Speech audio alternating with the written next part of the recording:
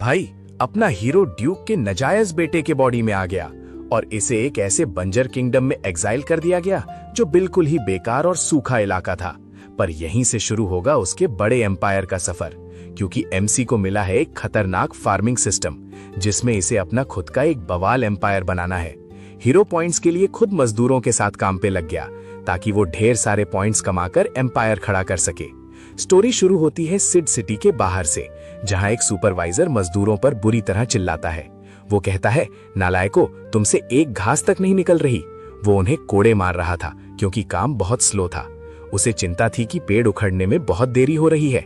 Supervisor डर रहा था कि अगर यंग मास्टर ने ये देखा तो उसकी वाट लग जाएगी, इसीलिए वो बहुत परेशान था। वो गुस्से में पूछता है, क्या तुम लोग मुझे मारना चाहते हो? काम की सुस्ती देखकर उसका दिमाग खराब हो रहा था क्योंकि पेड़ों के थुंट निकालने में बहुत वक्त लग रहा था। सुपरवाइजर अब पूरी तरह से बौखला गया था। उसे लगा अगर यंग मास्टर ने ये देखा तो तबाही मचा देगी। थोड़ी भी गड़बड़ हुई तो ये सुअरों के साथ सोएगा। उसे याद आता है कि रिफ्ट आर्मर का वारिस कोई आम नोबल नहीं है जिसे कोई भी उल्लू बना सके। रिफ्ट आर्मर खानदान बहुत पुराना और लेजेंडरी है। इनके पूर्वजों ने बड़े बड़े इलाके अपने नाम किए थे। उन्होंने तो एक खतरनाक जायंट ड्रैगन को भी ढेर किया था। वो वर्कर्स को धमकाता है कि कोई रहम नहीं मिलेगा अगर बॉस के आने से पहले काम पूरा नहीं हुआ। लेकिन सुपरवाइजर को एक बात बहुत अजीब लग रही थी। ये 10 साल से खाली पड़ी बंजर जमीन सिर्फ यंग मास्टर रोमन को ही क्यों दी गई? तभी उसके दिमाग में एक खतरनाक ख्याल आता है। क्या रोमन को सच में यहाँ एक्साइल कर दिया गया है? उसे डर है कि गुस्से में रोमन यहाँ आएगा और अपना सारा गुस्सा मासूम लोगों पर निकालेगा। कहीं वो गुस्से में आकर किसी की जान न ले ले। वो डरता है कि रोमन यहाँ आकर तबाही मचा देगा। रोमन के आने के खौफ से उसकी फट रही है, कहीं वो गुस्से में सबका काम तमाम न कर दे। उसे लगता है रोमन अपना सारा गुस्सा लोगों पर ही उतारेगा। एमसी गुस्से में है क्योंकि उसके पास कोई ठिकाना नहीं। उसे लगता है सुअर के बाड़े में सोना भी लग्जरी है और ये सुविधा भी उसे सिर्फ अपने दादा की वजह से मिली। वो सबको जल्दी चलने को बोलता है, लेकिन तभी वर्कर्स को दूर से रिफ्ट आर्मर फैमिली का झंडा दिखता है। सब चिल्लाने लगते हैं कि फैमिली की गाड़ियां आ रही हैं। अचानक वहां सबकी निगाहें झंडे पर टिक जाती हैं। लोगों देखते ही मैनेजर की हालत टाइट हो गई। वो कांपने लगा क्योंकि यंग मास्टर खुद आ गया है। गार्ड्स ने फौरन रोमन के लिए रेड कारपेट बिछा दिया। सिड शहर में रोमन का ग्रैंड वेलकम होता है। मैनेजर परेशान है कि ये लोग इतनी जल्दी कैसे पहुंचे। अभी तो मैसेज भेजे बस कुछ ही दिन हुए थे। रोमन फुल तशन में अपनी गाड़ी से उतरता है। रोमन का सिड सिटी में स्वागत बड़े धूमधाम से हुआ। मैनेजर को समझ नहीं आ रहा कि ये कैसे हुआ। इतनी तेजी से आना किसी ने सोचा भी नहीं था। मैसेज भेजे अभी कुछ ही दिन हुए थे और ये आ गए। रोमन गाड़ी से एकदम बवाल लुक के साथ बाहर निकला। रोमन किलर लुक देता है और फेटोर से सवाल करता है। वो घबराकर पूछता है कि आखिर ये बंदा है कौन। थरथराते हुए वो फेटोर अपना इंट्रोडक्शन देना शुरू करता है। कहता है, मेरा नाम मॉर माबस है, जो यहाँ का ऑफिसर है, सीगा सिटी का एग्री ऑफिसर। लेकिन रोमन उसे इग्नोर करता है। रोमन उसे भाव नहीं देता और बस स्ट्रेच करने लगता है।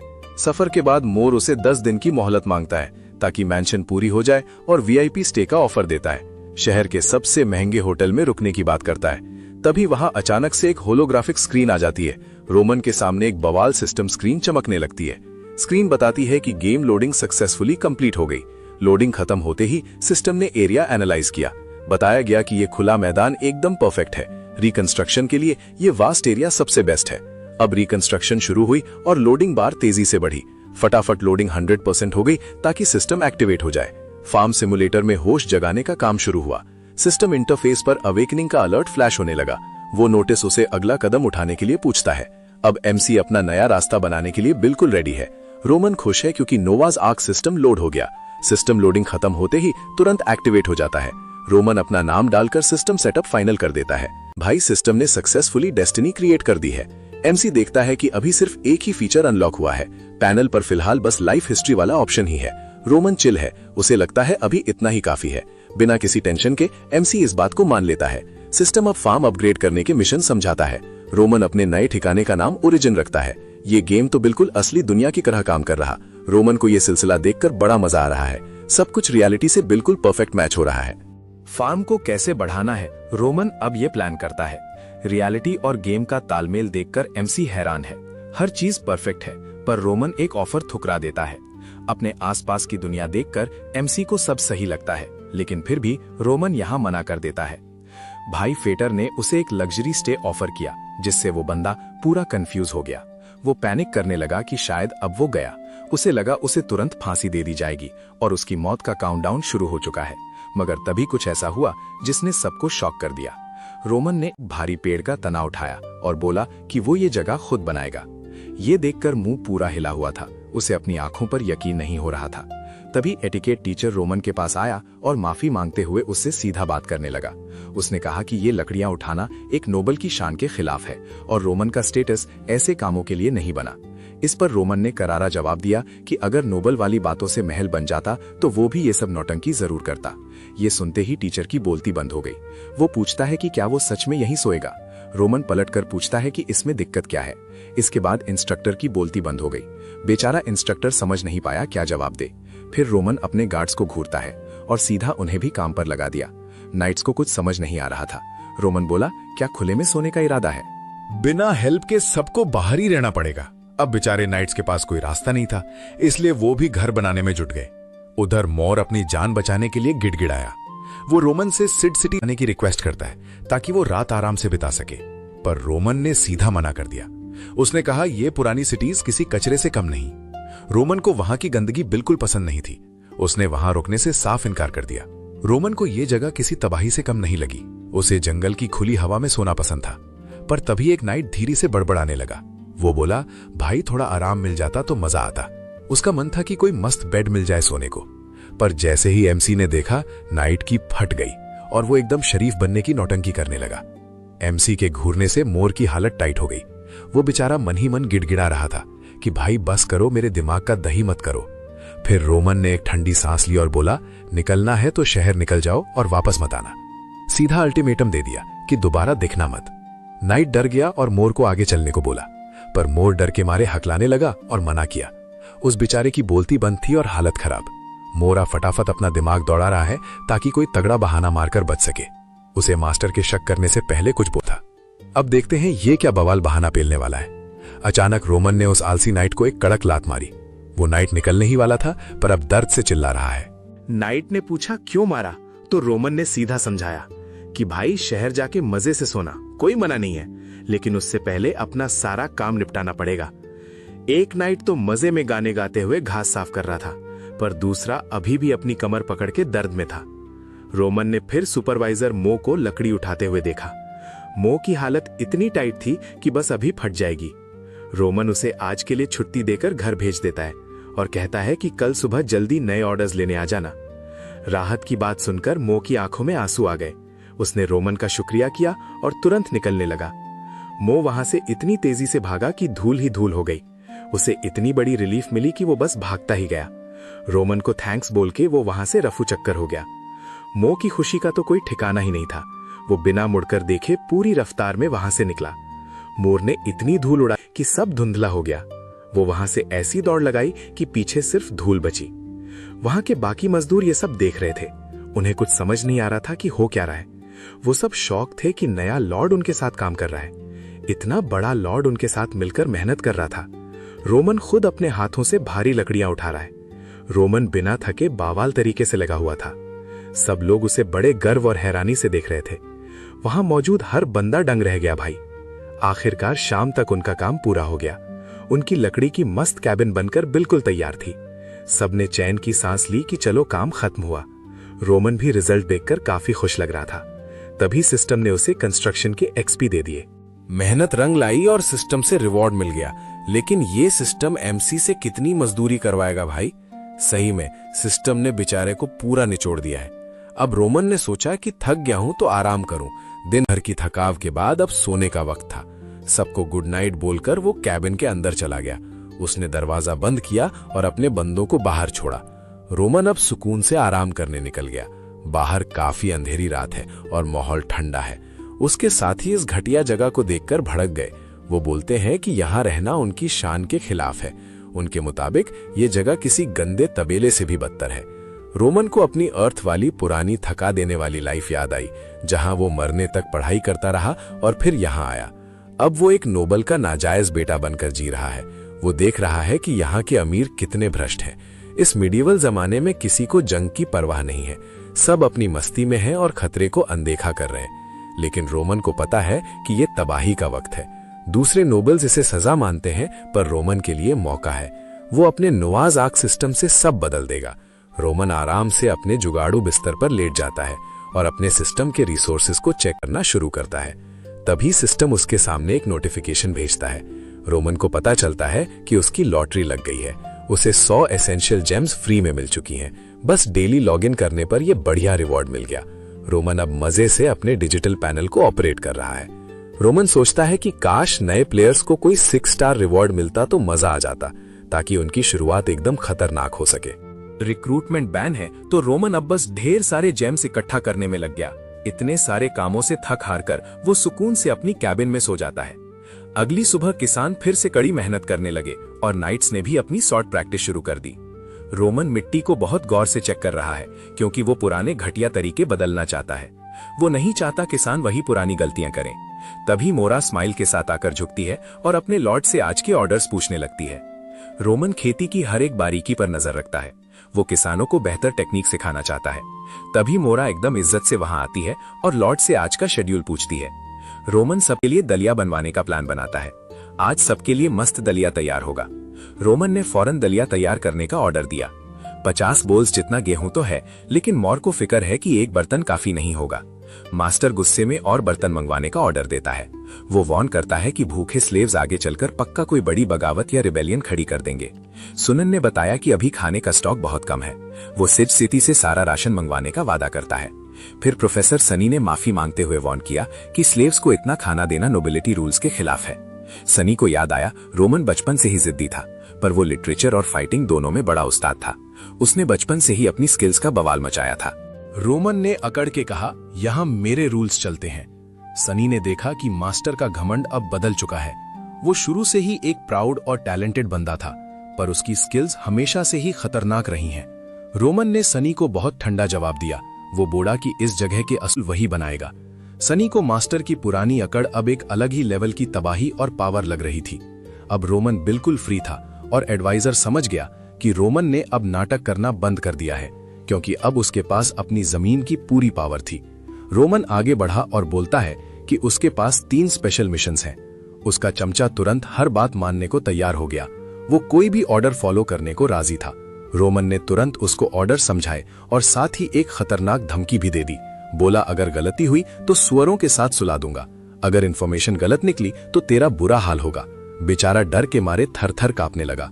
मोर ने तुरंत हाँ भरी और कहा कि वो एक एक बात अच्छे से समझ गया है। रोमन उस डरपोक के कंधे पे हाथ रखता है और बोला, जल्दी निकल और अपना काम शुरू कर। बिल्कुल भी देर मत करना, बस फटाफट निकल। वो फेटर वहां से तुरंत दुम दबाकर भागा ताकि रोमन के सारे ऑर्डर्स पूरे कर सके। फिर रोमन ने स्लेव्स को वार्न किया कि खाने के बाद अब उन्हें किचन और बाथरूम बनाना था। रोमन सबको नंबर 1 बोलकर कंफर्म करने कहता है। बेचारे लोग एक दूसरे का मुंह देखने लगते हैं। सब के सब पूरी तरह कंफ्यूज हो गए थे। उन्हें नंबर 1 का मतलब घंटा समझ नहीं आया। फिर भी बिना सवाल किए सब ने अपने हाथ उठा लिए और सब एक साथ जोर से नंबर 1 चिल्लाने लगे। रोमन को लगा पेट भर खाना देकर वो दिल जीत लेगा। यही नेक काम उसे एक बड़ा लीडर बनाएगा। रोमन घूमते हुए अचानक वहां रुक जाता है। उसे जमीन पर एक लोहे की कुदाल दिखती है। वो उसे उठाता है और खेत जोतने लगता है। तभी सिस्टम में एक्सपी पॉइंट्स मिलने शुरू हो गए। रोमन खेत में थोड़ा आगे बढ़ता है। उसे एक और पुरानी कुदाल पड़ी मिलती है। वो टूल उठाकर मिट्टी खोदना शुरू कर देता है। तुरंत उसके सिस्टम स्क्रीन पर एक्सपी पॉइंट्स मिलने लगे। फार्मिंग करते ही उसके पॉइंट्स तेजी से बढ़ रहे थे। डिजिटल डिस्प्ले पर उसकी प्लांटिंग स्किल दिखने लगी। अब उसकी ये स्किल और भी खतरनाक होने वाली थी। रोमन का फार्मिंग लेवल अब सीधा लेवल 1 पर पहुंच गया है और भाई उसके पॉइंट्स तो रुकने का नाम ही नहीं ले रहे। ये देखकर वो खुद हैरान है कि इतनी तेजी कैसे। रोमन मजाक में सोचता है कि शायद वो बॉर्न फार्मर है। इतनी स्पीड देखकर तो भाई का कॉन्फिडेंस बढ़ गया। लगता है खेती बाड़ी में ही इसका असली टैलेंट छुपा है। फिर वो सिस्टम इंटरफेस में लाइव स्टोरी वाली ऑप्शन खोलता है। वो स्क्रीन पर क्लिक करके नई जानकारी चेक करने लगता है। सिस्टम उसे मिट्टी तैयार करने का एकदम सही तरीका बताता है, जिससे फसल हवा और पानी से बिल्कुल सेफ रहेगी। फिर वो वाइल्ड रेडिश के सीड्स उठाकर खेती शुरू करता है। उसका प्लान है कि चुपचाप काम करके सबको शॉक देगा। वो बिना किसी को बताए खेती में जुट जाता है। तभी वो लाल बालों वाला नाइट इम्पेशेंट होकर सवाल पूछता है। वो पूछा है कि हम लोग शहर कब निकलने वाले हैं। रोमन शांति से कहता है कि भाई अभी कोई जल्दी नहीं है। रोमन उसे कामली हैंडल करने की कोशिश कर रहा था। नाइट बहुत ज्यादा जल्दी में था, पर रोमन चिल था।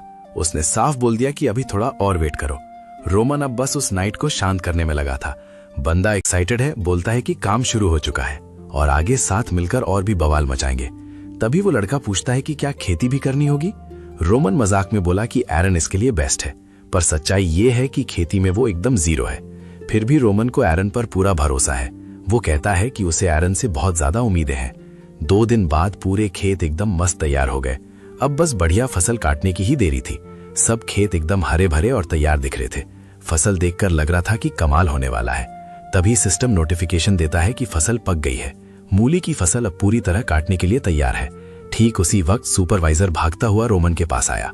मोरो ने आते ही रोमन को नया रिपोर्ट पकड़ा दिया। रिपोर्ट देखकर पता चला कि पॉपुलेशन बहुत बढ़ गई है। अब वहां लगभग 2000 लोग जमा हो चुके हैं। ये सुनकर रोमन हैरान रह गया।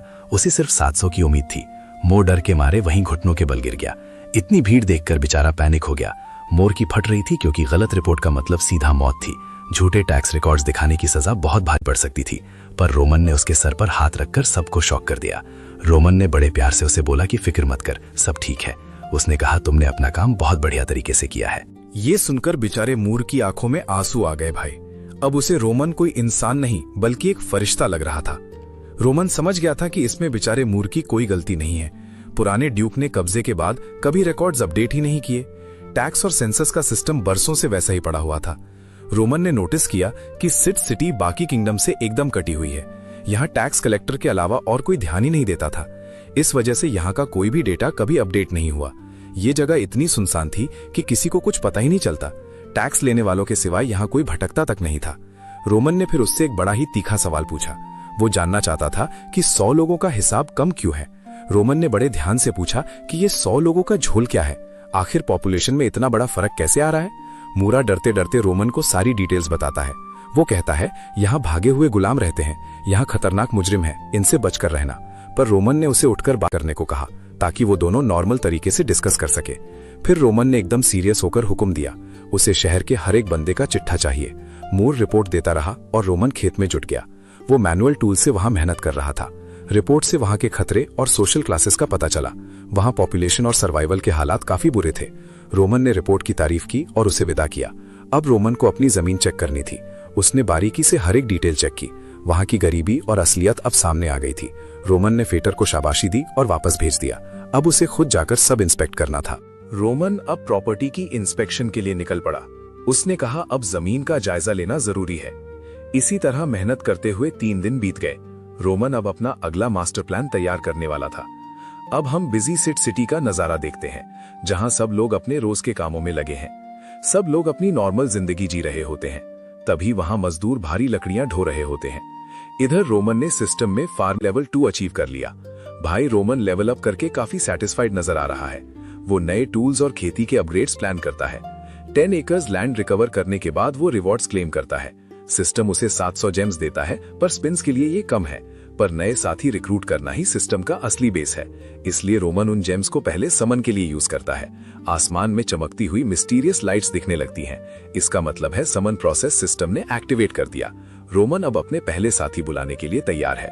मिस्टीरियस लाइट्स आसमान को चीरते हुए निकलती हैं। फाइनली सिस्टम ने रोमन का समन प्रोसेस पूरा किया। रोमन अपने नए दोस्तों को देखने के लिए एक्साइटेड है। आसमान में बिजली की तरह रोशनी चमकने लगती है। इससे कंफर्म हो गया कि समन सक्सेसफुल रहा। रोमन अब उन्हें ध्यान से देख रहा होता है, पर रोमन का चेहरा तब एकदम उतर जाता है जब वो देखता है कि समन हुए दोनों लोग वही एस्कॉर्ट नाइट्स जो पहले से उसके साथ वहां खड़े थे। सिस्टम तुरंत उनकी पूरी स्टैट्स और डिटेल्स दिखाने लगता है। दोनों वॉरियर्स की टेक्निकल प्रोफाइल अब स्क्रीन पर आ गई। इनकी फाइटिंग स्किल्स और एट्रीब्यूट्स बिल्कुल क्लियर दिख रही थी। हर एक वॉरियर की कॉम्बैट एबिलिटीज काफी तगड़ी दिख रही थी। एमसी ने नोटिस किया कि एरन ग्रीन से कहीं ज्यादा पावरफुल है, पर उसे हैरानी थी कि ये सब उसके पुराने साथी ही क्यों हैं। एमसी सोचता है कि सारे अपोस्टल्स उसके जान पहचान वाले ही क्यों हैं। खैर, वो सिस्टम मेन्यू को और आगे एक्सप्लोर करने का फैसला करता है। होलोग्राफिक स्क्रीन पर नया बटन दबाते ही बवाल शुरू हो गया। तभी आसमान से तेज रोशनी गिरती है, यानी एक और नया समन। सिस्टम मेन्यू ऑप्शंस के साथ एक नए एलाय को प्रोसेस करता है। आसमान से बिजली जैसी रोशनी के साथ एक नया साथी सामने आया। सिस्टम एक नए साथी की समनिंग प्रोसेस को पूरा कर रहा था। स्क्रीन पर अब एक नया एलाय डोटा नजर आने लगता है। ये बंदा एक 2 स्टार वॉरियर है जो स्पाइंग में एक्सपर्ट है। डोटा की ट्रैकिंग और ऑब्जर्वेशन स्किल्स सच में काफी बवाल थी। उसकी स्किल्स देखकर कोई भी बंदा दंग रह जाए। ये सब देखकर रोमन अपना सर पीट लेता है। गंदा रिजल्ट देखकर एमसी का मूड ऑफ हो गया। वो सोचा कि उसका नया साथी आखिर है कहां। एक ठंडी सांस लेकर उसने अपना प्लान बदल दिया। उसने सोचा अब शॉर्टकट मारना ही सही रहेगा। टाइम बचाने के लिए उसने सबको एक साथ बुलाया। बिना रुके उसने सिस्टम स्क्रीन पर टैप टैप किया। वो फटाफट सारी इन्वोकेशंस को एक्टिवेट करने लगा। सिस्टम इंटरफेस पर उसने स्पीड में बटन्स दबाए। एक झटके में सारी समन्स एक साथ खुल गई। तभी स्क्रीन पर 4 नए एलाइज निकल कर आए। ये सब रोमन के पुराने और खास लोग निकले। नए साथियों को देखकर रोमन थोड़ा रिलैक्स हुआ। लेटे लेटे वो बड़बड़ाया कि ये तो एक आरपीजी गेम है। उसे लगा सिस्टम और रिक्रूटमेंट बिल्कुल वीडियो गेम जैसा है। इतना सब देखकर एमसी का दिमाग थक गया था। नाइट ने पूछा, क्या आज फिर से खेती करनी है? रोमन बोला, नहीं भाई, आज सिड सिटी की बारी है। अब आज का असली प्लान सिड सिटी विजिट करना था। रोमन ने अपने नाइट्स को नया ऑर्डर दिया। दोनों नाइट्स अब नए मिशन के लिए निकल गए। ये लोग फालतू बहस करने लगते हैं कि वो लड़ने के लिए तैयार हैं या बस एफिशिएंसी का नाटक कर रहे हैं। उधर सिड शहर के मेन चौक पर एक भारी भीड़ जमा होना शुरू हो गई। फाउंटेन के पास लोग शोर मचा रहे थे। सब डर के मारे पसीना पोंछ रहे हैं। मोर टेंशन में था कि आखिर लॉर्ड ने सडनली शहर आने का प्लान क्यों बनाया। रोमन अपनी पूरी शान से एंट्री मारता है और अपने गार्ड्स के साथ सड़कों पर निकलता है। शहर का हर एक बंदा उसे ही घूर रहा था। तभी वहां का मैनेजर आगे बढ़ता है और फुल रिस्पेक्ट के साथ यंग मास्टर का स्वागत किया। छोटी सी जर्नी के बाद वो लोग पहुंचे। रोमन ने आते ही सबसे पहले पूछा कि क्या सारी पब्लिक यहां जमा हो गई है। मोर ने कंफर्म किया कि हाँ बॉस, शहर का एक एक बंदा यहाँ हाजिर है। सारी विलेजेस के लोग जमा हो गए और रोमन ने नोटिस किया कि इन लोगों ने सदियों से कोई बड़ा जुल्म नहीं झेला है, इसीलिए इन किसानों के चेहरों पर अभी भी थोड़ी चमक है। रोमन को लगा कि दबदबा बनाए रखना ही सही रहेगा ताकि ये लोग उसे हमेशा एक असली राजा की तरह माने। वो घोड़े पर बैठकर एक जोरदार अनाउंसमेंट करता है और खुद को वहां का नया और एब्सोल्यूट लॉर्ड बताता है, लेकिन उसका बोलने का तरीका काफी ज्यादा खतरनाक था। वो भीड़ को बेवकूफ बोलकर उन्हें धमकाने लगता है। रोमन सबको चिल्लाकर बोलता है कि तुम सब गुनहगार हो और तुमने ऐसे गुनाह किए हैं जिन्हें माफ नहीं किया जा सकता। ये खतरनाक बातें सुनकर किसान डर से थरथर कांपने लगे। उन्हें अपनी जान का डर सताने लगा कि अब क्या होगा। रोमन उनके डर का पूरा फायदा उठा रहा था। बेचारे लोग अपने नए लीडर के गुस्से से बुरी तरह सहम गए। उन्हें लगा कि अब उनकी लाइफ में सिर्फ तबाही आएगी। तभी रोमन ने अपना हंटर हवा में उठाया और सबके सामने एक भयानक ऐलान किया कि इस पूरी धरती की हर एक चीज अब से सिर्फ और सिर्फ मेरी मलकियत है। नदी की मछलियों से लेकर आसमान तक अब सब उसका है। वो सबको बता देता है कि अब असली बॉस वही है। अपने लॉर्ड वाले राइट्स यूज करके वो सब कब्जा कर लेगा। रोमन पूरे इलाके को अपने हिसाब से रीऑर्गेनाइज करेगा ताकि रिसोर्सेज की फालतू बर्बादी बंद हो सके। ये सुनकर बेचारे मोर के पसीने छूट गए। वो घबराहट में बार बार अपना चेहरा पोंछने लगता है। कपड़े से पसीना पोंछते हुए उसकी हालत खराब थी। रोमन ने गुस्से में सब पे ट्रेसपासिंग का इल्जाम लगाया। बिना परमिशन के यहां घुसने पर भारी फाइन ठोका। अब हर बंदे को एक सोने का सिक्का देना होगा। रोमन वहां से निकल गया और सोचने लगा कि कैसे उसने नोबल बनने का स्वैग सीख लिया है। उसे पता था कि लोगों पर राज कैसे करना है। वो एकदम रियल नोबल की तरह बिहेव कर रहा था। 3 साल की टैक्स फ्रीडम ने उसे पूरी पावर दे दी। वो जैसा चाहे इस जगह का हुलिया बदल सकता है। पूरा कंट्रोल अब सिर्फ रोमन के हाथों में है। तभी वहां एक भाई, नए रूलर की बात सुनते ही सब जगह सन्नाटा छा गया। पूरी भीड़ एकदम शॉक में थी। इतनी खतरनाक अनाउंसमेंट जो सुन ली थी उन्होंने। अब पूरे गांव में डर का माहौल बन चुका है। लोकल लोग बेचारे डर के मारे कांपने लगे। किसी को समझ नहीं आ रहा था कि अब क्या करें। इतनी बड़ी सजा की बात सुनकर सबके होश उड़ गए। किसान रोने लगे और रहम की भीख मांगने लगे। वो सब गिड़गिड़ा रहे थे कि हमें माफ कर दो। इतना भारी जुर्माना भरना उनके बस की बात नहीं थी। भाई, इतना पैसा इन गरीबों के पास कहां से आएगा? तभी एक बंदा गुस्से में दूर से चिल्लाने लगता है। वो पूछता है कि क्या किसानों की जान की कोई कीमत नहीं? क्या रोमन के लिए गुलामों की इज्जत किसानों से ज्यादा है? अपने लॉर्ड पे खतरा देखकर एरन ने तलवार निकाल ली। एरन ने तुरंत अपनी तेज तलवार से सबको डराया। वो वहां किसी भी तरह का दंगा नहीं चाहता था। सबको चुप कराने के लिए उसने अपना रौब दिखाया। तलवार की चमक देखकर किसानों की फट गई। वो सब डर के मारे पीछे हटने लगे। माहौल इतना गर्म था कि सब दुम दुबाकर भाग गए। चारों तरफ सन्नाटा। रोमन ने कहा, या फाइन भरो या बात मानो। चॉइस सिंपल थी, या तो जुर्माना दो या ऑर्डर्स फॉलो करो। साथ ही उसने एक अजीब डिमांड रखी कि 5 से 15 साल के सारे बच्चों को उसकी मैंशन भेजो। रोमन ने अपनी खतरनाक और गुस्से वाली आंखों से देखा और सारे व्यापारियों को अपने आगे आने का हुक्म दिया। शहर के सारे मर्चेंट्स डर के मारे आगे आए। तभी एक स्टाइलिश ब्लॉन्ड बंदा मोनोकल पहने भीड़ से निकला और बड़े ही काम तरीके से रोमन के पास पहुंचा। वो बंदा बिना डरे रोमन के घोड़े के बिल्कुल करीब गया। उसका कॉन्फिडेंस देखकर सब हैरान थे। रोमन ने बाहर के मर्चेंट्स पर टैक्स चोरी का इल्जाम लगाया। रोमन बोला, बिना टैक्स दिए धंधा करोगे तो पेल दिए जाओगे। उसने साफ कह दिया कि इन सबको भी सजा मिलेगी। अब इन सब की बारी थी रोमन का गुस्सा झेलने की। उसने पुराना टैक्स तो माफ किया, लेकिन नया रूल सुनाया। रोमन ने ऑर्डर दिया कि अब से बिजनेस उसकी शर्तों पर होगा। सारे नए रूल्स को स्ट्रिक्टली फॉलो करना ही पड़ेगा। वो ब्लॉन्ड बंदा इज्जत से रोमन के आगे झुक गया। वो रिस्पेक्ट दिखाता है और मानता है कि पहाड़ लॉर्ड के हैं और अपनी पुरानी गलती स्वीकार करता है। लेकिन फिर वो रोमन से एक तीखा सवाल पूछता है कि लॉर्ड, सिर्फ छोटे मोटे चोरों को ही क्यों पकड़ रहे, जबकि बड़े डाकू तो अभी भी खुलेआम घूम रहे हैं। रोमन के पूछने पर वो लड़का अपना इंट्रो देता है कि वो बड़े मर्चेंट सलीन का बेटा मोर पेरेरा है। रोमन सलीन को जानता था और तुरंत समझ गया कि ये लड़का आगे चलकर काफी काम आने वाला है। रोमन को सलीन के उस बेटे में अपना फायदा दिखा। रोमन स्माइल करके कड़ी इन्वेस्टिगेशन का वादा करता है। उसने वार्निंग दी कि कोई उसकी प्रॉपर्टी फ्री में नहीं लेगा। बिना परमिशन खेती की तो सीधा मौत की सजा मिलेगी। रोमन ने ऑर्डर दिया कि सबको उसकी हर बात माननी होगी। रोमन गारंटी देता है कि अब पूरी छानबीन होगी।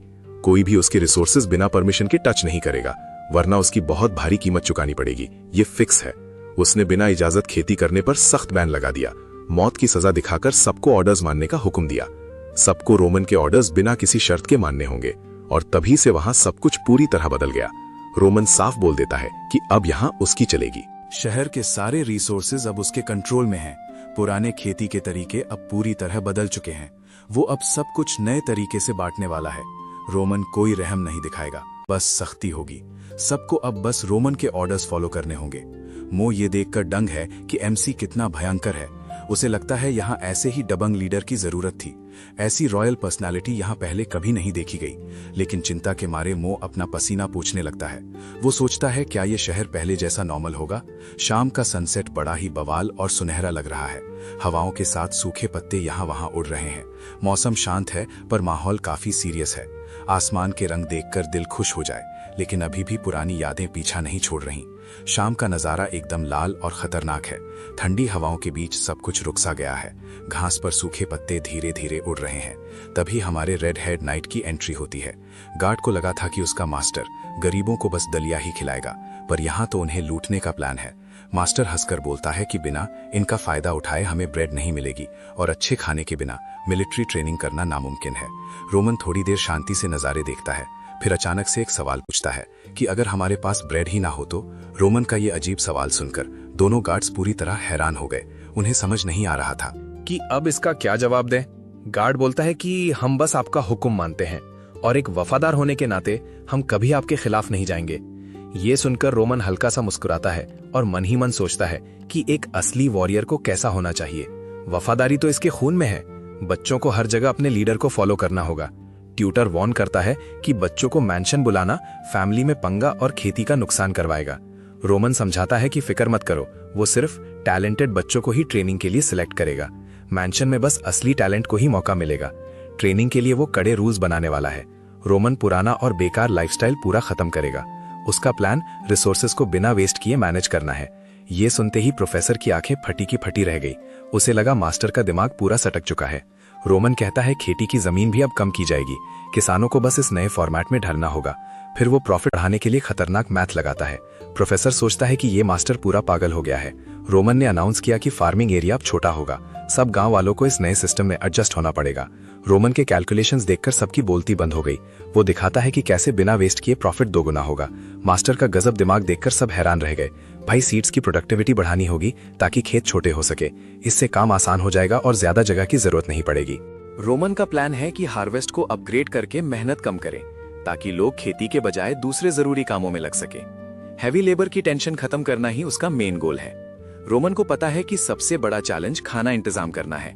सीजन खत्म होने से पहले ढेर सारा अनाज उगाना पड़ेगा। इसके लिए वो सॉइल फर्टिलाइजेशन की नई टेक्निक्स यूज कर रहा है। रोमन ने अब शहर के 80 से ज्यादा बुल्स अपने कब्जे में ले लिए।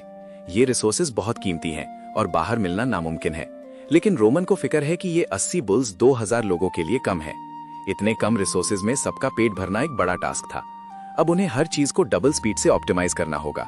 रोमन ने डिसाइड किया कि जाओ जमीन पर फोकस करेगा। बंजर जमीन पर वक्त बर्बाद करना बेकार था। रोमन ने ठान लिया कि बेस्ट स्ट्रैटेजी ही उन्हें बचा सकती है। सब कुछ परफेक्ट प्लान करके ही वो आगे बढ़ रहा था। 2000 लोगों की जिम्मेदारी अब पूरी तरह उसके कंधों पर थी। रोमन ने हर एक मूव को बहुत सोच समझकर चला। सिर्फ बेस्ट जमीन पर खेती करना ही अब अकलौती उम्मीद थी। उसने डिसाइड किया कि कम प्रोडक्शन वाली जगह को छोड़ देना ही सही है। यही उसका मास्टर प्लान था इस मुश्किल वक्त से निकलने का। लॉर्ड के नए ऑर्डर से शहर में हंगामा शुरू हो गया। हर तरफ लोग भड़क गए और गुस्सा दिखाने लगे। गुस्से में भरे किसान सीधा मूर के पास पहुंच गए। सब अपने बच्चों को लेकर मूर से जवाब मांगने लगे। मूर चिढ़ गया और सब पर बुरी तरह चिल्लाने लगा। उसने सबको चुप रहने और अपनी हद में रहने को बोला। मूर ने साफ कहा कि उसके हाथ में कुछ नहीं है। किसी नोबल का फैसला बदलना उसके बस की बात नहीं। वो अपना आपा खो बैठा और जोर जोर से चिल्ला उठा। कहता है, अगर मेरा बस चलता तो तुम सबको खत्म कर देता। वो इन लोगों की रोज रोज की चिकचिक से तंग आ चुका था। उसने कहा कि तुम लोगों को झेलने से अच्छा मौत है। मूरे ने गुस्से में सबको पीछे धकेलना शुरू कर दिया। वो लोगों को धक्के देकर रास्ते से हटने को कहने लगा। उसने ऑर्डर दिया कि तुरंत मेरे सामने से हट जाओ। वो बस वहां से निकलना चाहता था, बिना किसी की सुने। बेचारे लोग डर गए और आपस में बातें करने लगे। सब खुद को तसल्ली दे रहे थे कि ये बस खाली धमकी है। उन्हें लगा लॉर्ड बस अपना दबदबा दिखाने के लिए डरा रहा है, लेकिन उन्हें क्या पता था कि आगे क्या होने वाला है। शाम होते ही मुरे पोर्ट पर एक बड़ा व्यापारी जहाज आकर रुकता है। सब कुछ एकदम शांत था। तभी कोई दबे पांव अंधेरे कॉरिडोर से होते हुए एक सीक्रेट कैबिन में गया। वहां हल्की रोशनी में एक रहस्यमयी नकाबपोश औरत उसका इंतजार बड़े सब्र से कर रही थी। वो मुस्कुराकर उससे सीधा पूछती है कि क्या तूने आखिरकार उसे ढूंढ लिया। मुरे परेशान होकर बोलता है कि उसने बहुत ढूंढा पर कुछ नहीं मिला। ये सुनकर वो भड़क जाती है और उसे एकदम यूजलेस बोलने लगती है। मुरे सफाई देता है कि हालात खराब है और नए लॉर्ड रोमन ने सिड शहर में पूरी तरह बवाल मचा रखा है। शहर के इस कलेश का सुनकर वो नकाबपोश औरत काफी हैरान हो जाती है। वो उत्सुकता से सवाल करती है कि आखिर वहां क्या कलेश हुआ है। उस नोबल ने वहां जो भी कांड किया था। मोरी एक लंबी सांस लेता है और बताने लगता है रोमन की सारी अजीब और फालतू डिमांड्स के बारे में। वो कैबिन की खिड़की से सारी रिपोर्ट देता है और लड़की भी एक एक बात बहुत ध्यान से सुन रही है। उसे बच्चों को मैंशन लाने का रोमन का आइडिया गंदा लगा, पर मोरी को शक है कि लॉर्ड जंग की तैयारी में है। वो शायद सीक्रेट में कोई बड़ा प्लान बना रहा है। लड़की कहती है, इतनी सुनसान जगह जंग कौन करेगा। उसे लगा कि मोरी शायद बात को ज्यादा ही बढ़ा रहा है। बाहर की दुनिया के लिए रास्ता बनाना बहुत बड़ा काम है, पर रोमन कोई आम आलसी नोबल तो बिल्कुल नहीं है। अब इंतजार करते करते वो लड़की पूरी तरह पक चुकी है। वो तुरंत उठी और कहा कि अब मैं खुद ढूंढूंगी। मूर ने उसका हाथ पकड़कर वार्न किया कि अगर तुम पकड़ी गई तो मेरा धंधा ठप हो जाएगा। पर वो कहती है कि रिफ्ट आर्मर और चर्च की दुश्मनी है, इसीलिए प्रीस्ट्स का डर निकाल दो, कुछ नहीं होगा, क्योंकि हमारी कैरवन ही यहाँ अकेली बची है। वो उसे यकीन दिलाती है कि सब कंट्रोल में है, इसीलिए टेंशन मत लो, कोई हमें नहीं पकड़ेगा। मूर को संतुष्ट करके वो आगे बढ़ती है। मूरी एक चमकता हुआ मैजिक डिटेक्टिंग पत्थर दिखाती है जो शहर में नहीं चमका। मतलब टारगेट यहाँ नहीं है। इसका मतलब टारगेट पक्का पहाड़ों में छुपा है। पर उसे शक है क्योंकि पहाड़ों से कोई खबर नहीं आई। वो कहती है अगर वो वहां होती तो चर्चा जरूर होता। मोरी को लगता है कि कुछ तो गड़बड़ है, पर बिना सबूत के कुछ कहना मुश्किल था। तभी मोरी ने कहा कि लॉर्ड रोमन की हरकतें ही रास्ता दिखाएंगी। उसके दिमाग में खतरनाक प्लान चल रहा था। लॉर्ड रोमन का नेचर ही उन्हें टारगेट तक पहुंचाएगा। ये सुनते ही उस औरत के होश उड़ गए। वो हैरानी से मोरी की शक्ल देखने लगी। ये आइडिया सुनते ही उसकी आंखें फटी की फटी रह गईं। वो सीधा पूछती है कि भाई चल क्या रहा है, उसने वहां पर आखिर कौन सा कांड किया है। मोर को याद आता है कैसे उसने रोमन को उकसाया था ताकि वो पहाड़ों में अपनी इन्वेस्टिगेशन शुरू कर सके। असली गुनहगारों का पता लगाने के लिए वो उसे समझाता है। वो बताता है कि उसने एक तगड़ा प्लान बनाया था। बैंडिट्स का बहाना देकर उसने लॉर्ड ही काम पर लगा दिया। जो सर्च ये लोग नहीं कर सकते थे वो अब लॉर्ड करेगा। अब वही ढूंढेगा जो ये लोग ढूंढने में नाकाम रहे। ये सुनकर वो गुस्से में उसका कॉलर पकड़ लेती है। वो उसे बेवकूफ बोलती है क्योंकि उसकी जान खतरे में थी। रोमन अगर उसे देख लेता तो सीधा गेम बजा देता। वो खतरनाक बंदा उसे जिंदा नहीं छोड़ता। वो गुस्से में भुन्नाते हुए उसके कपड़े छोड़ देती है। अपने बिजनेस पार्टनर पर वो बुरी तरह भड़क जाती है। वो कड़े शब्दों में अपनी नाराजगी जताती है। वो साफ कहती है कि उसे इन अमीरों पे भरोसा नहीं। वो खुद उस मिस्टीरियस बच्चे को ढूंढना चाहती है। उसका प्लान है कि वो जल्द से जल्द उस बच्चे तक पहुंचे, इससे पहले कि लॉर्ड उसे धर पहुंचे। वो तेजी से वहां से निकलने लगती है। अंधेरे कॉरिडोर में मुरे टेंशन में बड़बड़ाने लगा। उसे डर था कि उसकी एक गलती सब बर्बाद कर देगी। उसका सालों का बनाया एम्पायर मिट्टी में मिल जाएगा। वो शांत खड़ा बस यही सब सोच रहा था।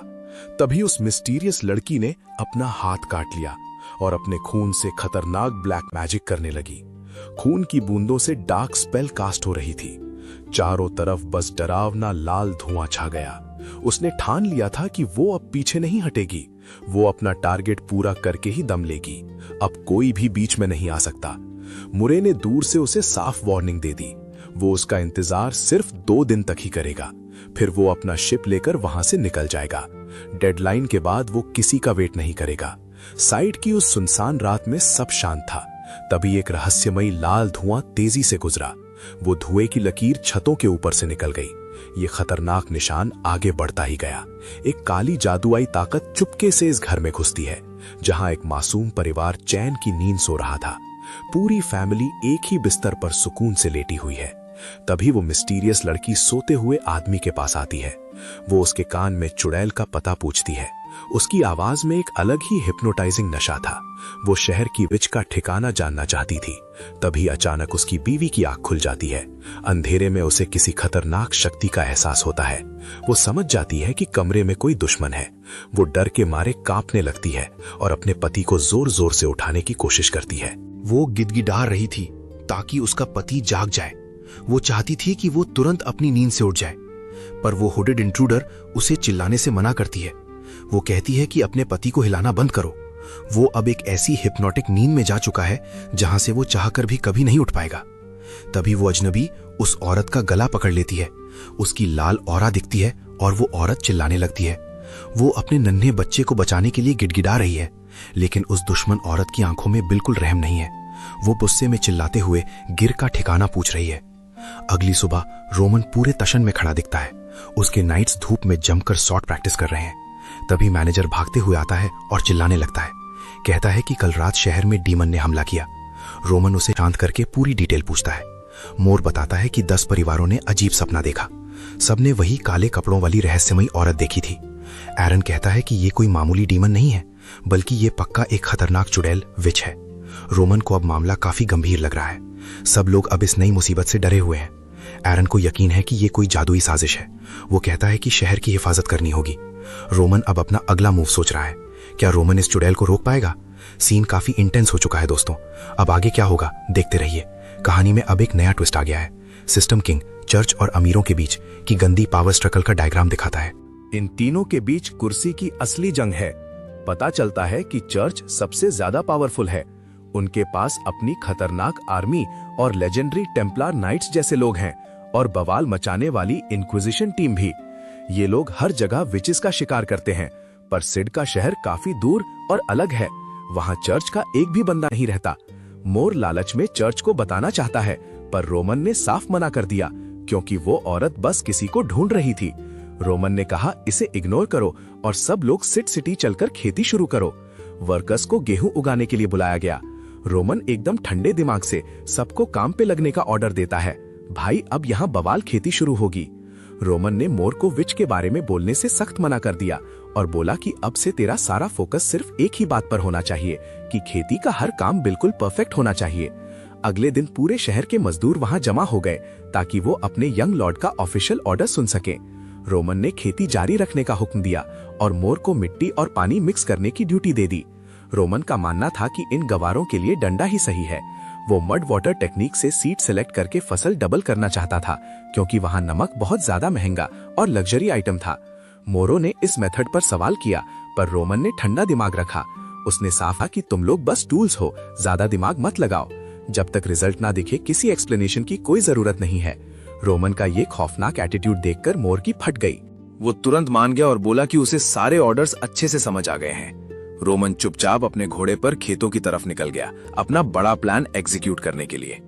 रोमन ने मोर को कचरा और सड़ा घास इकट्ठा करने को बोला ताकि बवाल फर्टिलाइजर बन सके।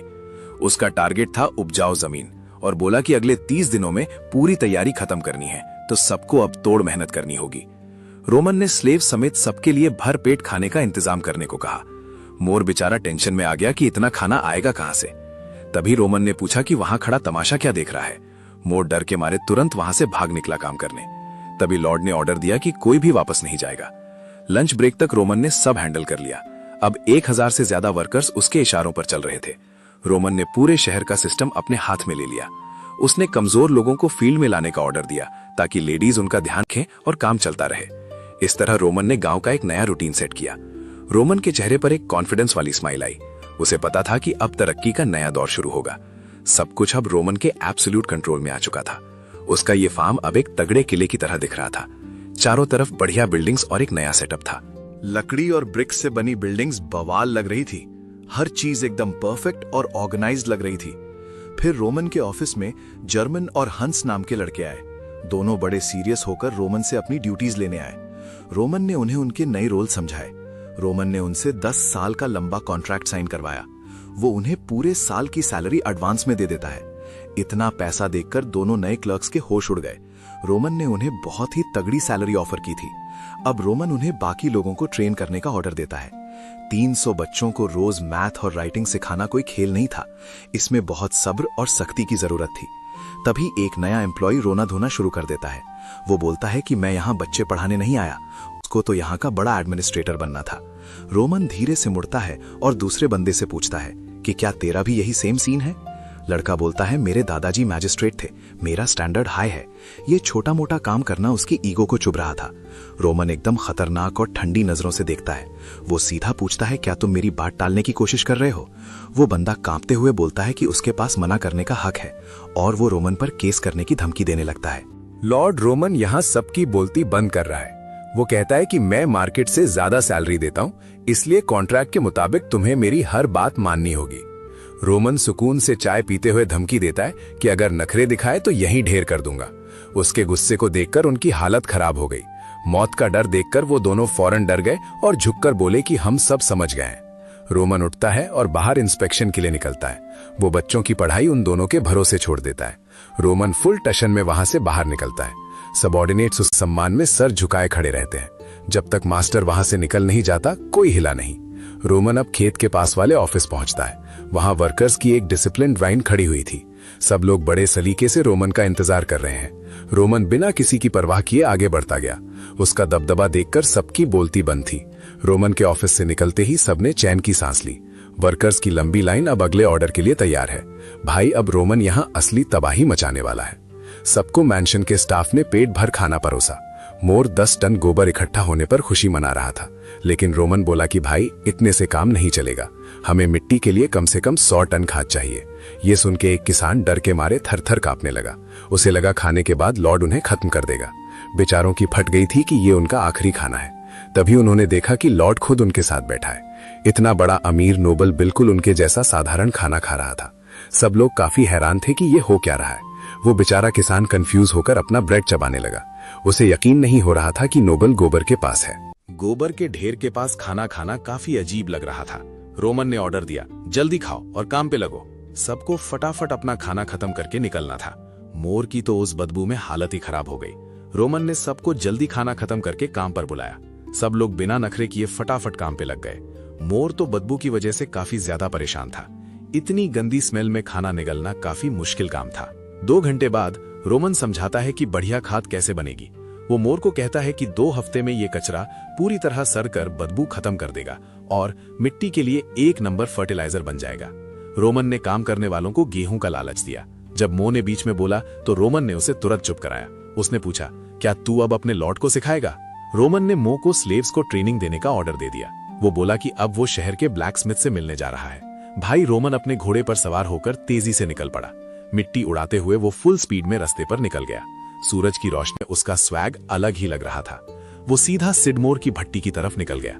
लोग हैरान थे कि उनका लॉर्ड इतनी मेहनत कर रहा है। सबको पता था अगर काम में ढील दी तो सीधा सुवारों के डब्बे में फेंक दिए जाएंगे। इस डर से सब लोग अपने काम में जुट गए। रोमन अब एक बहुत बड़ी और मजबूत जगह पहुंच चुका था। सामने एक खतरनाक लोहे की वर्कशॉप दिख रही थी। सिड की भट्टी से धुआं निकल रहा है। काम फुल चालू है। चैमिनी से निकलता धुआं पूरे आसमान में फैल गया। यहाँ काम बिना रुके लगातार चलता रहता है। रोमन वहां पहुंचकर सीधा ब्लैकस्मिथ लार्स से मिलता है।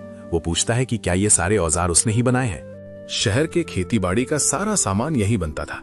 रोमन एकदम लॉर्ड वाली वाइब में धंधे का हाल पूछता है। उसने लार्स से पूछा कि आजकल सेल्स कैसी चल रही हैं। वो जानना चाहता था कि शॉप का बिजनेस कैसा है। फेरारिया की हालत और कामकाज की पूरी रिपोर्ट मांगता है। लार्स बताता है कि लोहा महंगा होने से धंधा मंदा है, गरीबी की वजह से कोई नया सामान नहीं खरीद रहा, किसान बेचारे गरीब हैं और लोहा बहुत ज्यादा महंगा। फिर रोमन पूछता है कि तेरे पास कितना लोहा बचा है। वो उसके मेटल स्टॉक की जांच करने लगता है। लार्स कांपते हुए बोलता है कि सिर्फ 200 पाउंड्स लोहा है। उसे डर था कि लॉर्ड उसका बचा कुचा माल भी छीन लेगा। बेचारा लार्स अपनी शॉप के मेटल को लेकर बहुत फिक्रमंद था। तभी रोमन उसे एकदम खतरनाक डिजाइन दिखाता है। रोमन लोहे का हल देखकर उसकी डिटेल्स पूछता है कि इसमें टोटल कितना लोहा खर्च होने वाला है। लोहार डिजाइन चेक करके अंदाजा लगाता है कि 30 पाउंड लोहा लगेगा, पर कारपेंटर भी चाहिए होगा। रोमन बोलता है मटेरियल बचाओ और काम फटाफट करो, लेकिन लार्स डरता है कि चर्च ने यह मना किया है। उसका मानना है कि टूल्स बदला तो नरक जाएंगे, पर रोमन को इन फालतू बातों में कोई इंटरेस्ट नहीं। वो सीधा भगवान को चैलेंज करता है कि सामने आओ। ये सुनकर बेचारे लोहार लार्स की बुरी तरह फट गई। रोमन कहता है हल बनाना जरूरी है, जल्दी कारपेंटर बुलाओ। वो बिना किसी देरी के काम खत्म करना चाहता है। रोमन कहता है भगवान को बोलो मेरे फेस पर कहें। बेचारा लार्स ये सब सुनकर एकदम डर गया था। एमसी बोलता है कि हल बनाना हमारी टॉप प्रायोरिटी है। वो कारपेंटर को बुलवाकर असेंबली शुरू करने को बोलता है। बिना किसी रुकावट के स्ट्रक्चर का काम शुरू हो गया। रोमन को पता था गीली मिट्टी के लिए नया हल चाहिए, इसलिए वह बिना किसी देरी के काम खत्म करना चाहता था। अजीब है कि पूरे इलाके में किसी ने ये पहले नहीं सोचा। इतना कमाल का आइडिया किसी के दिमाग में नहीं आया। रोमन अपनी तेज नजरों से सब कुछ एनालाइज करता है। वो सोचता है कि इस दुनिया में अभी बहुत राज बाकी हैं, बहुत सारी इंटरेस्टिंग चीजें अभी ढूंढनी हैं। इस नई दुनिया में हर मोड़ पर नए मिस्ट्रीज हैं। तभी सिस्टम पैनल एग्रीकल्चर की साइंस समझाने लगता है। फार्मिंग के लिए सही सीड्स कितने जरूरी होते हैं। अच्छी खेती के लिए सीड्स की क्वालिटी सबसे मेन है। लेकिन सिड सिटी में एक बहुत बड़ी दिक्कत चल रही थी। यहाँ लोहार तो हैं, पर लोहे की भारी कमी है। मेटल ना होने की वजह से पूरा शहर परेशान था। इस वजह से लोहा यहाँ बहुत ज्यादा महंगा मिलता है। रोमन ने लो क्वालिटी लोहा यूज करने की परमिशन दे दी। उसने कहा कि बस हल जल्दी बनकर तैयार चाहिए। रोमन ने लोहार को बदले में सिल्वर देने का वादा किया। अगर काम स्पीड में हुआ तो तगड़ा इनाम मिलेगा। लार्स ने बताया कि मेटल खत्म हो चुका है, लेकिन रोमन के पास हर प्रॉब्लम का जुगाड़ तैयार था। रोमन ने तुरंत नया ऑर्डर देकर सोल्यूशन निकाल लिया। पुराने सारे हल पिघला दो ताकि नया सामान बन सके। रोमन ने नए वेपन्स फोर्ज करने का प्लान बनाया। नाइट्स का गियर पिघलाने की जगह एक नया आइडिया मिला। पोर्ट पर एक मर्चेंट शिप है जिसमें काफी लोहा है। वहां से लोहा खरीदना काफी फायदेमंद रहेगा। रोमन ने तुरंत इस डील के लिए हाँ बोल दी। बिना देरी किए उसने ऑर्डर दिया कि सब लोहा ले आओ। भाई सीधा पोर्ट जाओ और पूरा स्टॉक उठा लो। सिड सिटी के पोर्ट पर वो बड़ा जहाज खड़ा था। साफ नीले आसमान के नीचे शिप एंकर हो चुकी थी।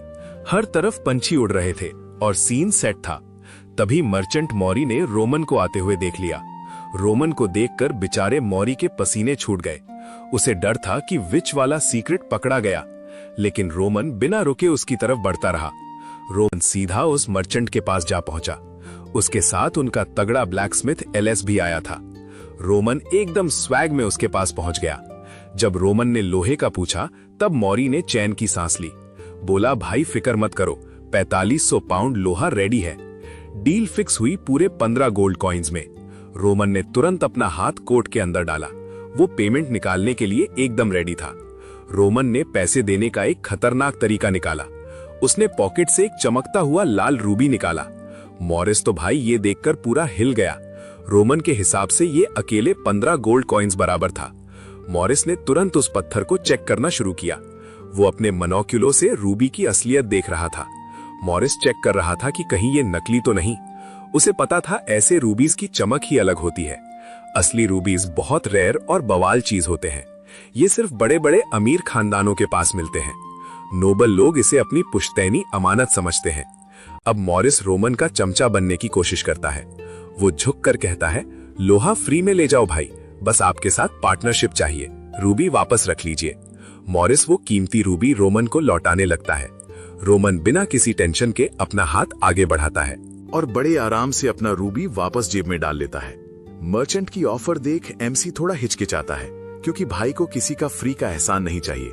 वो 60 गोल्ड कॉइन्स की एक नई डील रखता है ताकि खेती के लिए 100 बैल मिल सके। मौरी बोलता है कि 100 बैल मिलना थोड़ा मुश्किल है। वो ज्यादा से ज्यादा बस 50 बैल ही दे पाएगा, पर बदले में वो 100 तगड़े घोड़े देने का वादा करता है। एमसी तुरंत मान जाता है और डील फाइनल हो जाती है।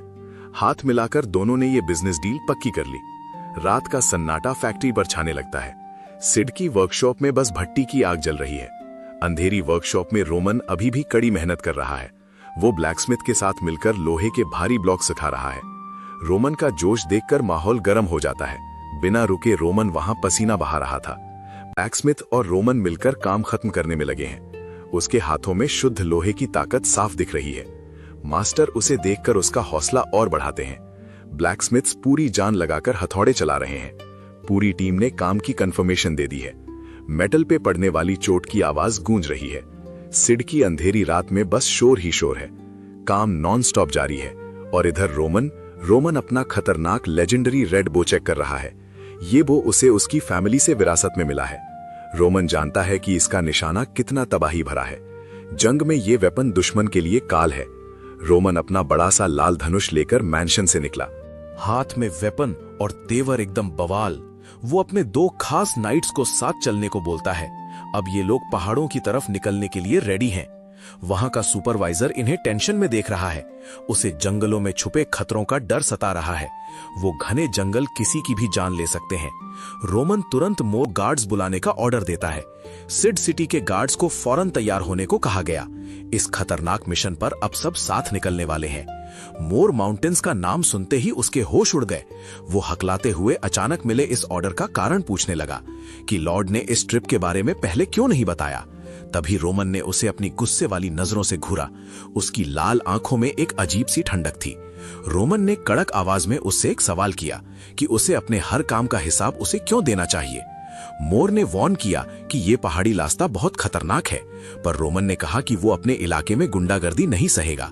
उसने साफ कर दिया कि सारे डाकुओं का खत्मा पक्का है और उसने उस डरपोक मोर को भी जबरदस्ती साथ ले लिया। बेचारे मोर की डर के मारे हालत खराब हो गई। उसके पूरे शरीर में एक खतरनाक सी सिहरन दौड़ गई। वो समझ गया कि अब भागने का कोई रास्ता नहीं बचा। अब उसे हर हाल में इस खतरनाक सफर पर जाना ही होगा। रोमन की पूरी आर्मी अब घोड़ों पर निकल चुकी थी। सब एक साथ उस घने और काले जंगल में घुस गए। वो रास्ता बहुत ही सुनसान और डरावना लग रहा था। मोर ने डरते हुए बताया कि यहाँ खतरनाक मॉन्स्टर्स रहते हैं, कि ये जगह जादुई दरिंदों और बलाओं का ठिकाना है। ये खतरनाक मुजरिम सालों से यहाँ छुप कर रह रहे हैं। अपने पिता के जमाने से ये लोग यहीं बसे हुए थे। तभी रोमन ने हाथ उठाकर सबको रुकने का इशारा किया। उसने धीरे से ऑर्डर दिया कि सबके सब वहीं थम जाओ। सब एकदम से रुक गए और माहौल शांत हो गया। रोमन के चेहरे पर एक शैतानी मुस्कान आ गई। उसने अंधेरे में एक छुपी हुई प्रेजेंस को पहचान लिया। ये तो वही अपोस्टल था जिसे उसने सिस्टम से समन किया था। ये देख नाइट्स ने तुरंत अपनी तलवारें निकाल ली। वो किसी भी हमले का जवाब देने के लिए तैयार थे। सब अपने लॉर्ड को बचाने के लिए ढाल बनकर खड़े हो गए। नाइट्स एकदम चुस्त और दुश्मन का काम तमाम करने को रेडी। रोमन ने अपना रेडवुड वाला मिस्टिक बो हवा में उठाया। उसने पूछा, क्या तुम अपने असली लॉर्ड के खिलाफ जाओगे? जंगल के पेड़ों के पीछे से अजीब सी आवाजें आने लगी। उन्होंने ठंडे ढंग से रोमन को जवाब देना शुरू किया। उन्होंने साफ कह दिया कि हमारा कोई लॉर्ड नहीं है। अजीब आवाजें उन बड़े पेड़ों के पीछे से गूंज रही थी। वो कह रहे थे कि वो किसी के गुलाम नहीं है। उनका जवाब एकदम ठंडा और रोमन को ललकारने वाला था। फिर रोमन ने एक कॉन्फिडेंट लुक दी और अगला कदम उठाया। रोमन के चेहरे पर एक शातिर स्माइल आती है। वो बड़े आराम से जवाब देता है कि अब से उनके पास पूरी पावर है। वो वार्न करता है कि एलीट नाइट से भिड़ना बेकार है, इसलिए सबको बाहर आने को बोलता है। कहता है, जिंदा रहना है तो घुटनों पर आ जाओ। छुपे हुए लोग आपस में फुसफुसाने लगते हैं। वो झाड़ियों से रोमन की आर्मी को जज कर रहे हैं। वो लोग रोमन की ताकत का अंदाजा लगा रहे हैं। सामने खड़ी आर्मी देखकर उनकी फट रही है। तभी डोटा एक बड़े पेड़ के पीछे से निकलता है। वो एक दोस्ती वाली डील ऑफर करता है। कहता है, शिकार ले लो और हमें छोड़ दो, बस हमें इस जंगल में सुकून से रहने दो। रोमन उसकी डील को ठुकराकर एटीट्यूड दिखाता है। वो सीधा ऑर्डर देता है कि घुटने टेको और हमेशा के लिए मेरे वफादार बन जाओ। रोमन पूरे रौब से अनाउंस करता है कि इस पूरे इलाके पर अब सिर्फ उसका राज है। अब वो उसका है। और रोमन ऑर्डर देता है कि उसका नया चेला अपना नाम बताए। ये 2 स्टार ट्रैकर अपना नाम डोटा जेनी बताता है। वो अपने नए मास्टर के आगे सर झुकाता है। वो मास्टर के घोड़े के सामने इज्जत दिखाता है। रोमन फुल टशन में उसे ऑर्डर देता है कि डोटा उसे बाकी भागे हुए लोगों के पहाड़ियों वाले सीक्रेट ठिकाने तक ले चले। दूसरी तरफ एक मिस्टिक लड़की पेड़ पर रिबन बांधकर एक बच्ची को ढूंढने का प्लान बनाती है। वो चुपचाप एक पत्थर के पीछे छुप जाती है और दुआ करती है कि ये टोटका काम कर जाए। तभी उसकी आंखों में एक अलग ही चमक आती है, क्योंकि उसे वही बच्ची नजर आ रही थी। वो खुशी से उसे बस देखती ही रह गई।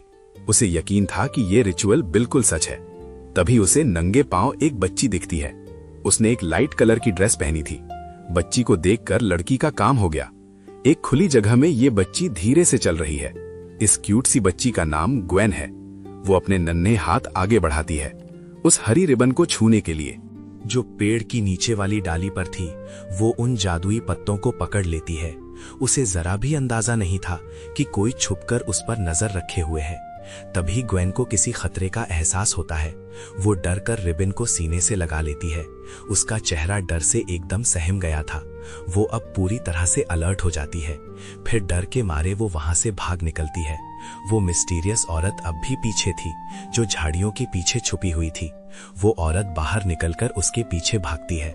उसे पकड़ने के लिए वो फुल स्पीड में आती है। वो चिल्लाती है कि ग्वेन रुक जाए, पर बेचारी ग्वेन डर के मारे नहीं रुकती। ग्वेन बस तेजी से भागती ही जा रही थी। भाई, वो लड़की डर के मारे कांपते हुए रुक जाती है। मैदान के बीच में वो उस अनजान औरत को देखती है। हुड वाली औरत पास आती है और लड़की डर के पूछती है, क्या तुम मुझे पकड़ने आई हो? तभी वो जादूगरनी बोलती है कि उसका नाम चास्ता है और उसे डरना बंद करने को कहती है। चास्ता समझाती है कि वो दोनों एक जैसी विचेस हैं, पर ग्वेन डर के मारे रोने लगती है और बात नहीं मानती। ग्वेन खुद को समेटकर चिल्लाती है कि वो कोई विच नहीं है। वो पागलों की तरह मना करती है कि वो चुड़ैल नहीं है। चास्ता उसे सीरियस होकर देखती है और एक सवाल पूछती है, क्या तुम अपनी खुद की पावर से मुंह मोड़ लोगी या फिर खुद को ही झुठला दोगी? वो नन्ही लड़की जोर जोर से रोते हुए चिल्लाती है कि मेरे पास कोई पावर्स नहीं। वो कहती है कि ना ही मुझ पर किसी शैतान का साया है। वो उसे भाग जाने को कहती है, पर शास्ता उसे गले लगा लेती है। शास्ता उसे प्यार से दिलासा देती है और खाने रहने का वादा करती है। वो कहती है कि विचेस सिर्फ दुख झेलने के लिए नहीं बनी और ना ही उन्हें बेमौत मारना चाहिए। रोमन अब हंटर्स को खुली वार्निंग देता है कि वो उनका सारा राशन पानी बंद कर देगा, ताकि उनके पास जिंदा बचने का रास्ता ना बचे। रोमन ने बिना लड़े ही उन्हें घुटने टेकने पर मजबूर किया। हंटर समझ गए कि अब कोई ऑप्शन नहीं बचा, इसलिए वो सब डर के मारे झुक गए और लॉर्ड रोमन के आगे सरेंडर कर दिया। रोमन ऑर्डर देता है कि अगले 1 महीने में ये पहाड़ी फोर्ट छोड़कर सिड सिटी शिफ्ट हो जाओ। सब उसकी बात मान लेते हैं। फिर रोमन डोटा को बुलाता है। वो उससे बाकी बैंडिट्स का कच्चा चिट्ठा मांगता है जो इन पहाड़ियों में छुपे हुए हैं। डोटा बताता है कि पहला है डॉक्टर गैरिन, जो मेडिसिन की वजह से काफी मशहूर है। दूसरा है जेट, जो एक भगोड़ा सोल्जर है जो जंग छोड़कर यहाँ छुपा हुआ है। साथ ही वो गद्दार नाइट डिक के बारे में रोमन को सारी इन्फो दे देता है। थीफ मास्टर बॉर्ग सबको वार्न करता है कि ये दोनों के दोनों बहुत ज्यादा खतरनाक हैं। तभी जंगल में एक भयानक दहाड़ गूंजती है, जिसे सुनकर रोमन और उसके घोड़े वही डर के मारे रास्ते के बीच में ही रुक जाते हैं। डोटा टेंशन में बताता है कि ये किसी मैजिक बीस्ट की आवाज है। वो पूछता है कि क्या लॉर्ड अब भी पहाड़ी पर ऊपर जाने का रिस्क लेना चाहते हैं। रोमन को कोई फर्क नहीं पड़ता, वो एकदम चिल है। वो बस ये पूछता है कि क्या कोई और गुंडा बचा है उन लोगों के अलावा जिनका तुमने नाम लिया। डोटा हाँ कहता है और आखिरी खतरनाक बंदे का बताता है। लिस्ट में अब आखिरी नाम जैन का है, जिसे सब बैड लक की चुड़ैल कहते हैं। दूसरी तरफ जंगल के एक कोने में बॉर्ग जल्दी जल्दी एक पुरानी झोपड़ी का दरवाजा खटखटाता है। वो जंगल के बीच एक सुनसान कैबिन के पास बाहर से जोर जोर से चिल्लाने लगता है और नाइट डिक को वार्न करता है कि भाई, एक खतरनाक ड्रैगन ने माउंटेन टेरिटरी में एंट्री मार ली है। डिक गुस्से में दरवाजा खोलता है और उसे घूरने लगता है। वो ठंडे दिमाग से पूछता है कि आखिर उस चोर को चाहिए क्या। बॉर्ग बताता है कि ड्रैगन और हंटर्स उनका पीछा कर रहे हैं। वो पूछता है कि क्या तू उस विच को जिंदा जलने देगा। बॉर्ग पागलों की तरह कहता है कि ये सारे अमीर लोग चोर हैं और अपनी जमीन बचाने के लिए उन्हें खत्म करना ही होगा। डिक ये सब देखकर थक चुका है और एक सांस लेता है। वो बोलता है कि तेरा ये पागलपन हम सबको मरवाएगा। बॉर्ग कहता है कि अमीर लोग सिर्फ लुटेरे हैं और मौत के काबिल हैं। वो अपनी जमीन की हिफाजत के लिए उन्हें मारना चाहता है। डिक बस हैरानी से उसकी ये सारी बेवकूफियां सुनता रहता है। डिक कहता है कि बॉर्ग की ये बातें सबको मौत देगी। वो उसे समझाता है कि ऐसे पागलपन का अंजाम बुरा होगा। बॉर्ग चिढ़कर जेट को 1 नंबर का फत्तू बोलने लगता है। वो कहता है कि जेट डरपोक है और उसकी हेल्प नहीं करेगा। अब सिर्फ डिक ही बचा है उसके कॉम्बैट प्लान्स के लिए। डिक अपने दोस्त का साइड लेकर उसे खरी खोटी सुनाता है। वो कहता है कि जेट कोई डरपोक नहीं बल्कि समझदार है। डिक हिम्मत दिखाकर बॉर्ग को यहां से निकलने बोलता है, क्योंकि उसका बॉर्ग के साथ मिलने का कोई इरादा नहीं। बॉर्ग गुस्से में रोमान को मारने की धमकी देता है। डिक बोलता है, तू सच में लड़ेगा या बस डरता रहेगा? क्या तू अपने पुराने दुखों से पीछा छुड़ा रहा है? बॉर्ग चिल्लाता है कि अब सारे अमीर रहेंगे। डिक वॉर्न करता है कि लॉर्ड को मारा तो तबाही आएगी। ड्यूक्स का गुस्सा झेलना तेरे बस की बात नहीं।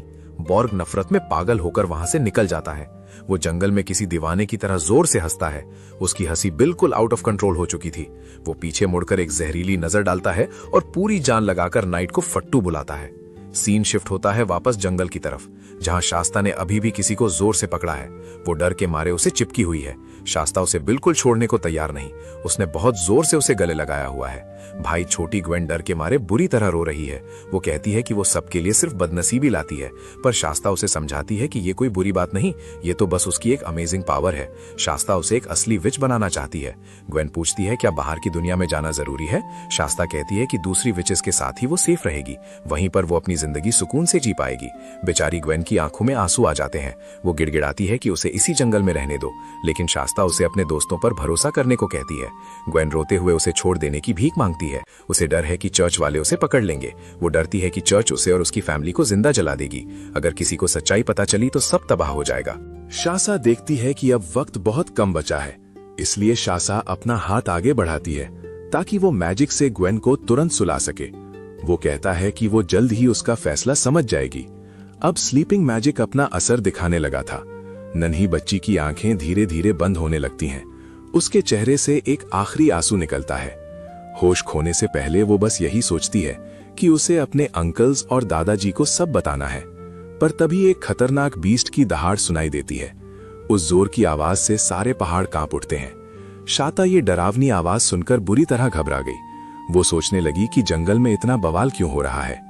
वहीं दूसरी तरफ गैरन के सामने पैसों से भरी थैली रखी गई, लेकिन गैरन अभी भी हाथ जोड़कर प्रार्थना कर रहा था।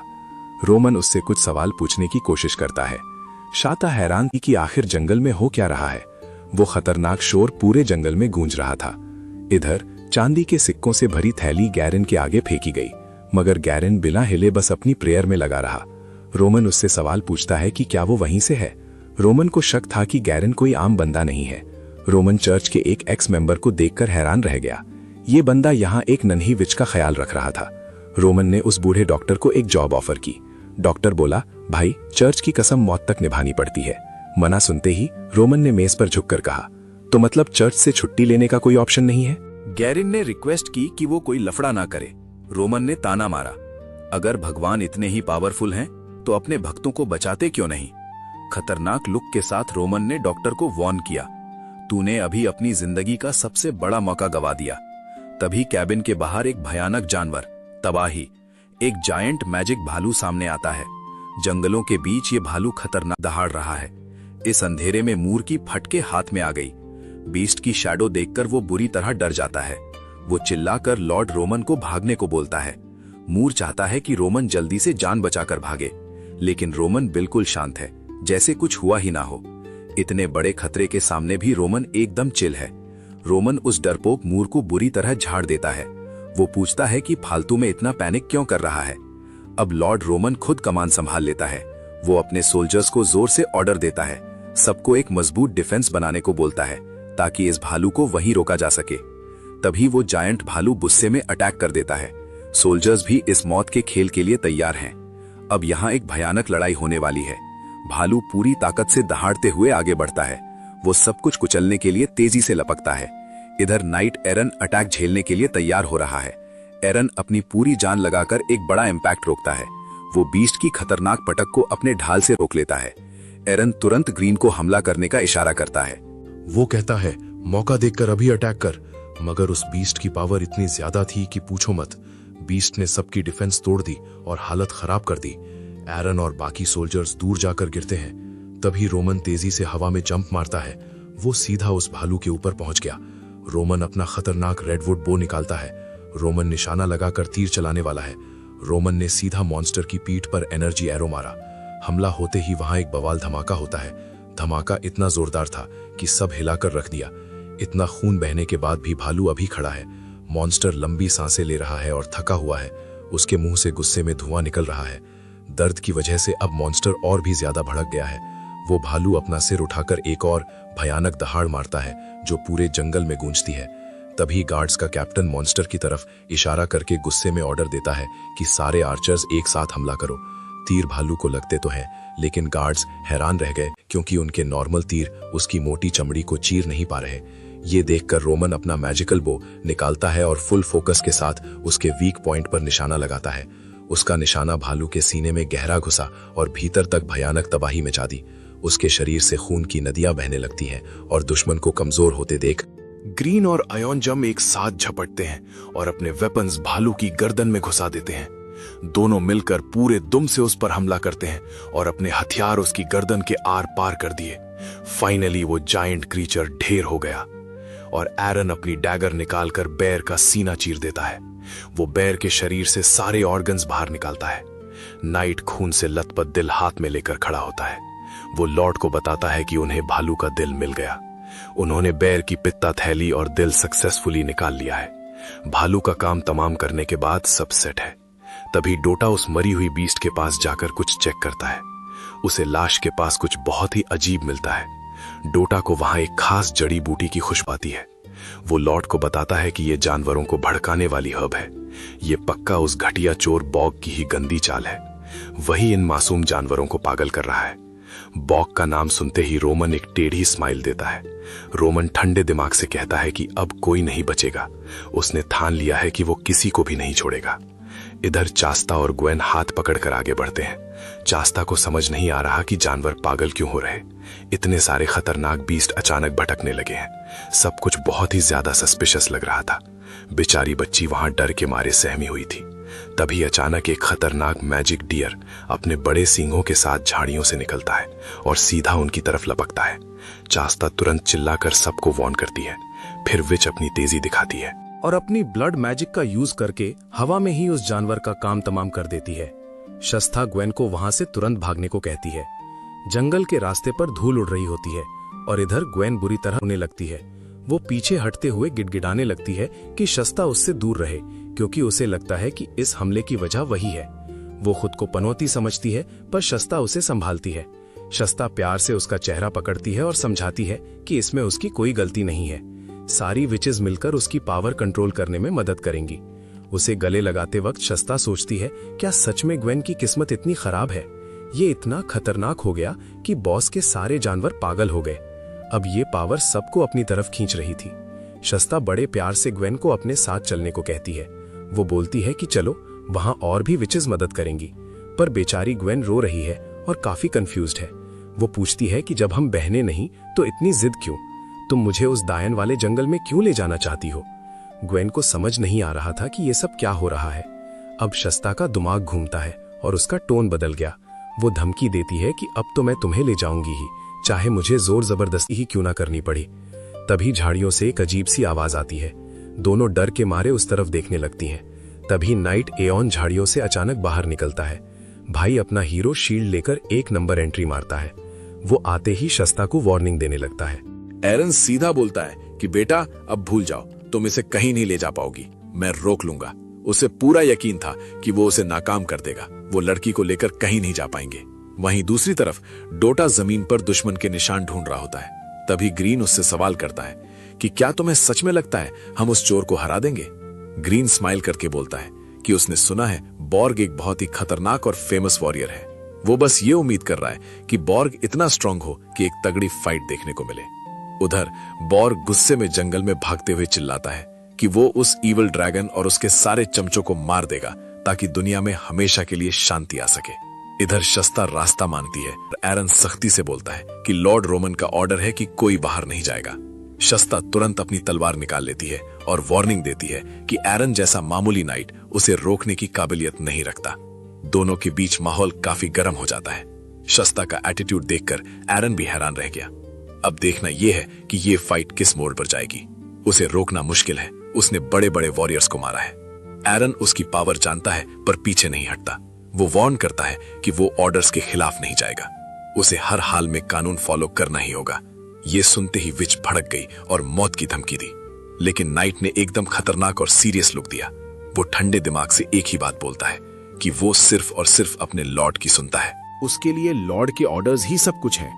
शस्ता गुस्से में अपनी तलवार निकालकर झपटती है। वो एक फास्ट अटैक से एरन को खत्म करना चाहती थी, लेकिन अटैक करने से पहले ही वो वहीं जम गई। उसे अचानक पीछे से एक तबाही वाली पावर फील हुई। ये ऑरा इतना खतरनाक था कि शस्ता थिथक गई। तभी रोमन पेड़ों के पीछे से बाहर निकलता है। उसने अपना खतरनाक बो पूरी तरह तान रखा था। रोमन एकदम शांति से उसके सामने आ खड़ा हुआ। उसने बिना डरे शस्ता से एक सवाल पूछा। वो बड़े ठंडे दिमाग से उससे कहता है, क्या तुम्हें सच में मेरी पावर टेस्ट करनी है? अब देखो एरोज की पावर। शस्ता वहां खड़ी थी। वो सीधा अपनी तरफ तनी एरो को घूरती है और पूछती है, क्या तुझमें इतनी हिम्मत है कि तू फॉरेस्ट ऑफ विचेस से पंगा ले सके? क्या तू उन सबको चैलेंज करने की औकात रखता है? रोमन बोला, ये पूरी जमीन और जगह मेरी है। उसे फर्क नहीं पड़ता कि वो विच है या नहीं। उसके लिए वो लड़की बस उसकी एक प्रॉपर्टी है। ये सुनकर शस्ता एक टेढ़ी स्माइल पास करती है और पूछती है, क्या तू बाकी विचेस को भी रखेगा? क्या तू सारी विचेस को यहाँ गेस्ट बनाएगा? क्या उन सबको यहाँ अपने पास पनाह देगा? रोमन की आंखें गुस्से से एकदम लाल हो गईं। वो उसे एकदम खतरनाक लुक देते हुए पूछता है, क्या तू मुझे उन विचेस की धमकी दे रही है? बिना कुछ बोले लॉर्ड सीधा ऊपर से कूद गया, पहाड़ी से छलांग मारी और एकदम बवाल तरीके से फुल स्वैग में नीचे जमीन पर लैंड किया। भाई एमसी सीधा उस विच के सामने पहुंच जाता है। रोमन बेदा तशान में उसकी तरफ बढ़ता है। वो बोलता है, मेरे लोगों का नसीब मैं लिखूंगा। चस्ता को लगता है रोमन कोई बड़ा खिलाड़ी नहीं, वो उसे एक आम नाइट समझ रही थी। चस्ता ने रोमन के चेहरे के पास आकर पूछा, क्या तुझे सच में खुद पे इतना भरोसा है? क्या तुझे लगता है तू यहां से जिंदा जाएगा? क्योंकि जंगल के जानवर अब शिकार पे निकले हैं। तभी एक बहुत ही भयानक चीख गूंजी। ये आवाज पूरे जंगल में दहशत फैला देती है। पेड़ और पहाड़ सब उस आवाज से कांप उठे। ये खतरनाक साउंड सुनते ही दोनों शॉक हो गए। रोमन और चस्ता ने अपनी लड़ाई वहीं रोक दी। दोनों ने फट से पीछे मुड़कर देखने लगे। आखिर पीछे से कौन सी आफत आ रही थी? तभी बॉर्ग वहां फुल स्पीड में भागते हुए आया। वो तेजी से घसीटते हुए वहां एंट्री मारता है और पीछे मिट्टी का एक बड़ा गुब्बार उठा दिया। जमीन पर धूल और भेड़ियों के चिल्लाने की भयानक आवाजें। पेड़ों से परिंदे डर के मारे उड़ने लगे। वहां मौजूद सब घबराकर सोचने लगे कि क्या ये भेड़ियों का कोई भयंकर बड़ा झुंड है? चस्ता डर गई। बोली, एक मॉन्स्टर तो ठीक था, पर पूरे झुंड से लड़ना मतलब सीधा मौत। उसने तुरंत बच्ची का हाथ कस के पकड़ लिया। वो ग्वेन को भेड़ियों का निवाला नहीं बनने देगी। तभी रोमन ने पूछा, क्या तुम भागने वाली हो? चस्ता ने उल्टा उसे ही खतरनाक धमकी दे दी। बोली, रोका तो तुम्हारी पूरी पलटन साफ कर दूंगी। रोमन की लाल आंखें गुस्से में चमकने लगी। जंगल के बीच रोमन ने पूछा, क्या इरादा है? क्या तुम सच में यहां से भागना चाहती हो? चास्ता ने पलटकर रोमन को फिर धमकाया कि अगर रोका तो तुम्हारी पूरी टीम मारी जाएगी। रोमन ने ठंडी नजरों से उसकी तरफ देखा। उसकी लाल आंखें अब भयंकर चमक रही थीं और उसने चास्ता को सीधी मौत वाली वार्निंग दी। वो धमकी देता है कि अगर ग्वेन भागी तो सीधा खत्म। शास्ता को रियलाइज होता है कि अकेले लड़ना और बचाना मुश्किल है। भाई वो एक साथ दो काम हैंडल नहीं कर सकती थी, इसलिए वो रोमन को सार रखकर लड़ने का ऑफर देती है ताकि मिलकर उन खतरनाक भेड़ियों का सफाया किया जा सके। उधर मॉन्स्टर्स भूखे शेरों की तरह लपक रहे थे। एक आम सोल्जर तो डर के मारे थर-थर कांप रहा था। मौत को इतने पास देखकर बेचारे की हालत टाइट थी। इतने बड़े खतरे को देखकर सबकी फट रही थी। विच चिढ़कर ही सही पर लॉर्ड की डील मान लेती है, क्योंकि फिलहाल उनका एक ही गोल है, जिंदा बचना। रोमन ऑर्डर देता है कि ग्वेन को सेफ जगह ले जाओ और खबरदार कोई भी मैदान छोड़कर नहीं भागेगा। होमन एरन को ऑर्डर देता है कि ग्वेन को पीछे ले जाओ, उसे सेफ जगह पहुंचाओ और पूरी हिफाजत करो। साथ ही ऑर्डर दिया कि भगौड़ों को वहीं खत्म कर दो। जो भी डर के मारे भागा उसका काम तमाम कर देना। लॉर्ड चिल्लाया कि अब भागने का कोई रास्ता नहीं बचा, अब सिर्फ मरना या मारना ही एक रास्ता है। अब मौत का नंगा नाच होगा, क्योंकि भेड़िए आ चुके हैं। भेड़ियों का खतरनाक झुंड उनकी तरफ तेजी से लपका। सिट का एक गार्ड उन्हें देखकर थर-थर कांपने लगा। इन सब की हालत देखकर रोमन को गुस्सा आ गया। रोमन ने देखा कि ये सब के सब डरपोक हैं। उसे समझ आ गया कि ये भीड़ किसी काम की नहीं। रोमन ने कमान संभाली और सबको डांटा।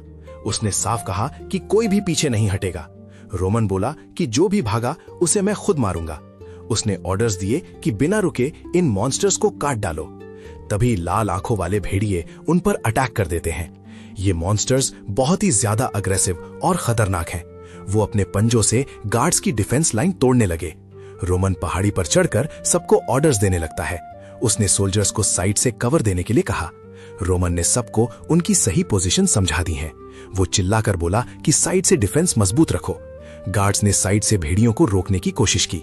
अब रोमन अपनी बवाल एजिलिटी दिखाने के लिए तैयार है।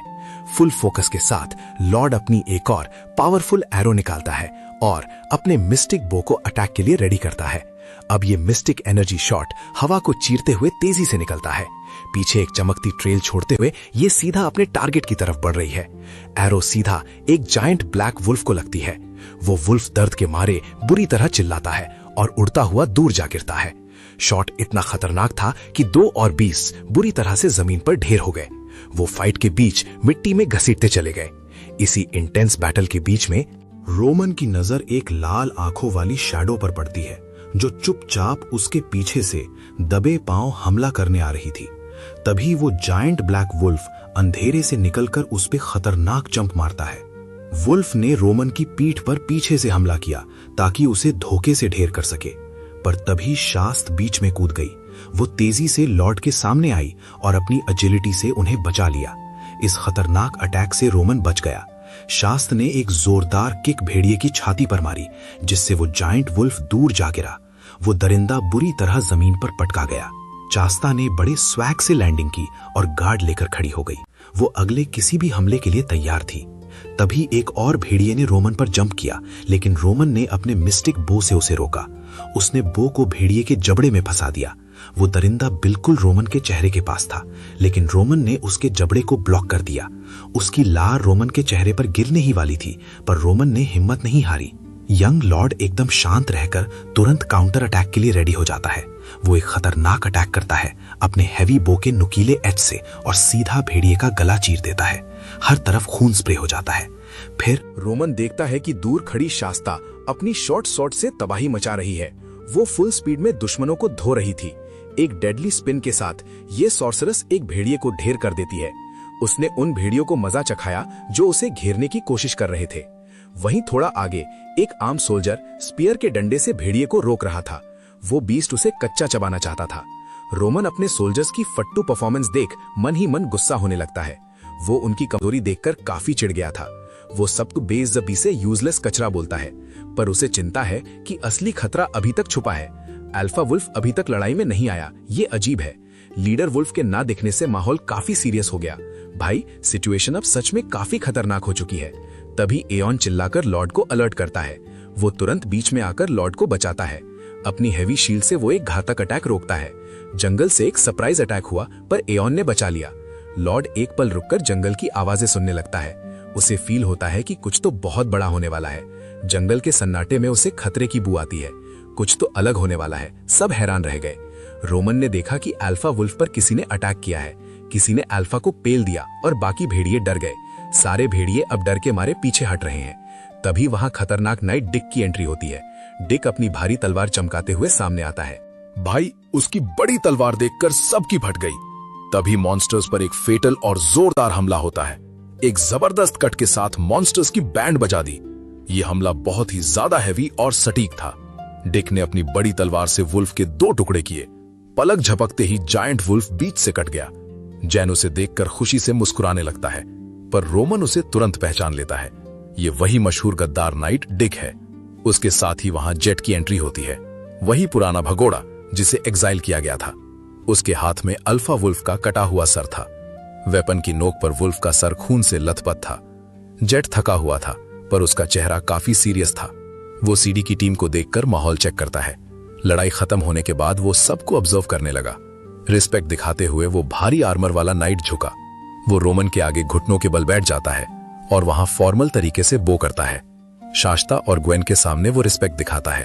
फिर वो रोमन एक टेढ़ी स्माइल के साथ सबको घूरता है। वो सीधा सवाल करता है कि क्या तुम मेरे लिए काम करने की नीयत से आए हो? जेट दुखी होकर कहता है, उसने पहले धोखा दिया था। पुराने मालिक को धोखा देने की वजह से अब उसके लिए दुनिया में कहीं जगह नहीं बची। रोमन उसे सिक टाउन में रहने का ऑफर देता है, लेकिन जेट तुरंत उसकी ऑफर ठुकरा देता है। वो कहता है कि उसे किसी की हॉस्पिटैलिटी नहीं चाहिए। रोमन पूछता है, क्या तुझे मौत का डर नहीं? वॉर्न करता है कि अब तुझे दूर भागना पड़ेगा। रोमन पूछता है कि मना किया तो मौत मिलेगी, और वॉर्न करता है कि अब बस भागना ही रास्ता है। सस्ता बोलता है उसने पैक मारने में हेल्प की, इसलिए वो जेन को अपने साथ ले जाएगा। पर रोमन ने उसे एकदम रूखो अंदाज में टोक दिया और पूछा, मैंने हाँ कब बोला? रोमन ने उसकी बात एक झटके में खारिज की। उसने पूछा, मैंने इस बात पर अग्री कब किया? तभी वहां मोटा ओवरसियर मोमाबास टपक जाता है। वो हाफते हुए जंगलों से भागा आ रहा था। उसके साथ गार्ड्स भी थे जो मदद के लिए चिल्ला रहे थे। उन्हें लगा लॉर्ड खतरे में है, पर सीन कुछ और था। लोबन की लाशें देखकर वो वहीं थितक गया। इतने सारे भेड़िए देखकर उसकी फटके हाथ में आ गई। उसने सोचा नहीं था कि पूरे झुंड ने हमला किया होगा। मूर ने अपने मास्टर को देखकर चैन की सांस ली। वो देखकर खुश था कि उसका मास्टर बिल्कुल ठीक है। मास्टर को बिना किसी खरोच के देखकर वो रिलैक्स हो गया। मूर कहता है, शुक्र है आपको कुछ नहीं हुआ। लेकिन शास्त्र अभी भी उस लड़की को ले जाने की जिद पे था। वो कह रहा था कि लड़की को उसके साथ जाना ही होगा, पर रोमन ने बीच में बोलकर उसका मुंह बंद कर दिया। रोमन ने साफ बोल दिया कि लड़की अपना फैसला खुद करेगी। तभी मूर डर के मारे बुरी तरह चिल्लाने लगता है। उसे समझ आ गया था कि वहां एक नहीं बल्कि उनके सामने दो खतरनाक विचेस खड़ी हैं। इतनी सारी विचेस देखकर उसकी हालत टाइट हो गई। चारों तरफ शोर और लोगों की गुस्से वाली नजरें हैं। बेचारी छोटी ग्वेन डर के मारे शास्ता के पास खड़ी है। वो रोते हुए माफी मांगती है और बस घर जाना चाहती है। रोमन शास्ता से कहता है कि ये बाजी वो जीत गया है। शास्ता को दुख है कि उसकी सारी मेहनत पानी में गई। वो पूछती है कि अब ग्वेन के साथ क्या सुलूक होगा। रोमन एकदम सीरियस होकर बड़ा ऐलान करता है। वो ग्वेन की सेफ्टी के लिए नोबल पैक्ट करने को तैयार है। शास्ता हैरान है क्योंकि ये पैक्ट तोड़ना मतलब सब बर्बाद। उसे लगता है रोमन का दिमाग सथिया गया है। रोमन कसम खाता है कि ग्वेन यहाँ पूरी तरह सेफ है।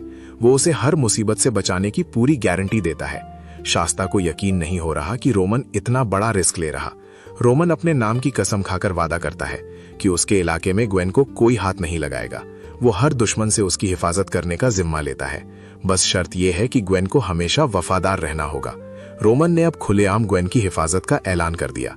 शास्ता कहती है कि उसे पहले पता होता तो वो कभी न लड़ती। रोमन मौका देखकर उसे अपने साथ काम करने का ऑफर देता है ताकि वो दुश्मनों से बची रहे, पर विच मना कर देती है। वो बोलती है कि रोमन आजकल कुछ ज्यादा ही अकड़ दिखा रहा है।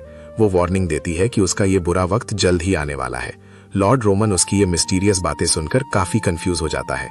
उसे समझ नहीं आता कि विच आखिर कहना क्या चाहती है। शास्ता वहां से जाने लगती है पर एक खतरनाक वार्निंग देती है। वो बोलती है कि अगर ग्वेन का ख्याल नहीं रखा तो खैर नहीं। रोमन उसका नाम पूछता है तो वो पीछे मुड़कर हंसती है और अपना इंट्रोडक्शन देती है, शास्ता द नाइट विच। तभी एऑन वहां आकर रोमन को बैटल की रिपोर्ट देता है।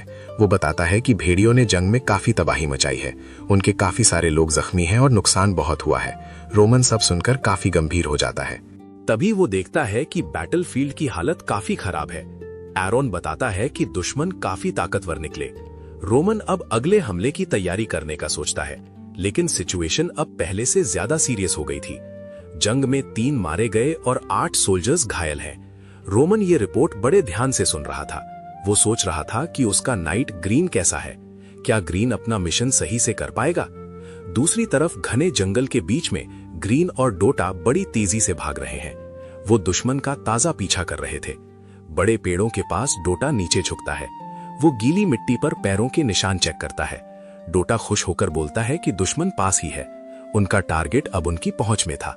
तभी ग्रीन को एक अजीब आवाज सुनाई देती है। झाड़ियों के पीछे से कुछ खतरनाक आने वाला था। ग्रीन एकदम अलर्ट हो गया और तैयार रहा। तभी वहां बड़ा चोर बॉर्ग एंट्री मारता है। हाथ में बड़ा कुल्हाड़ी लिए वो सामने खड़ा था। उसने ग्रीन को मौत के खेल के लिए ललकारा। ग्रीन ने बिना डरे फौरन एक्शन लिया। उसने बिजली की रफ्तार से अपनी पावर का यूज किया। उसने अपनी सोर्ड से अटैक को ब्लॉक किया।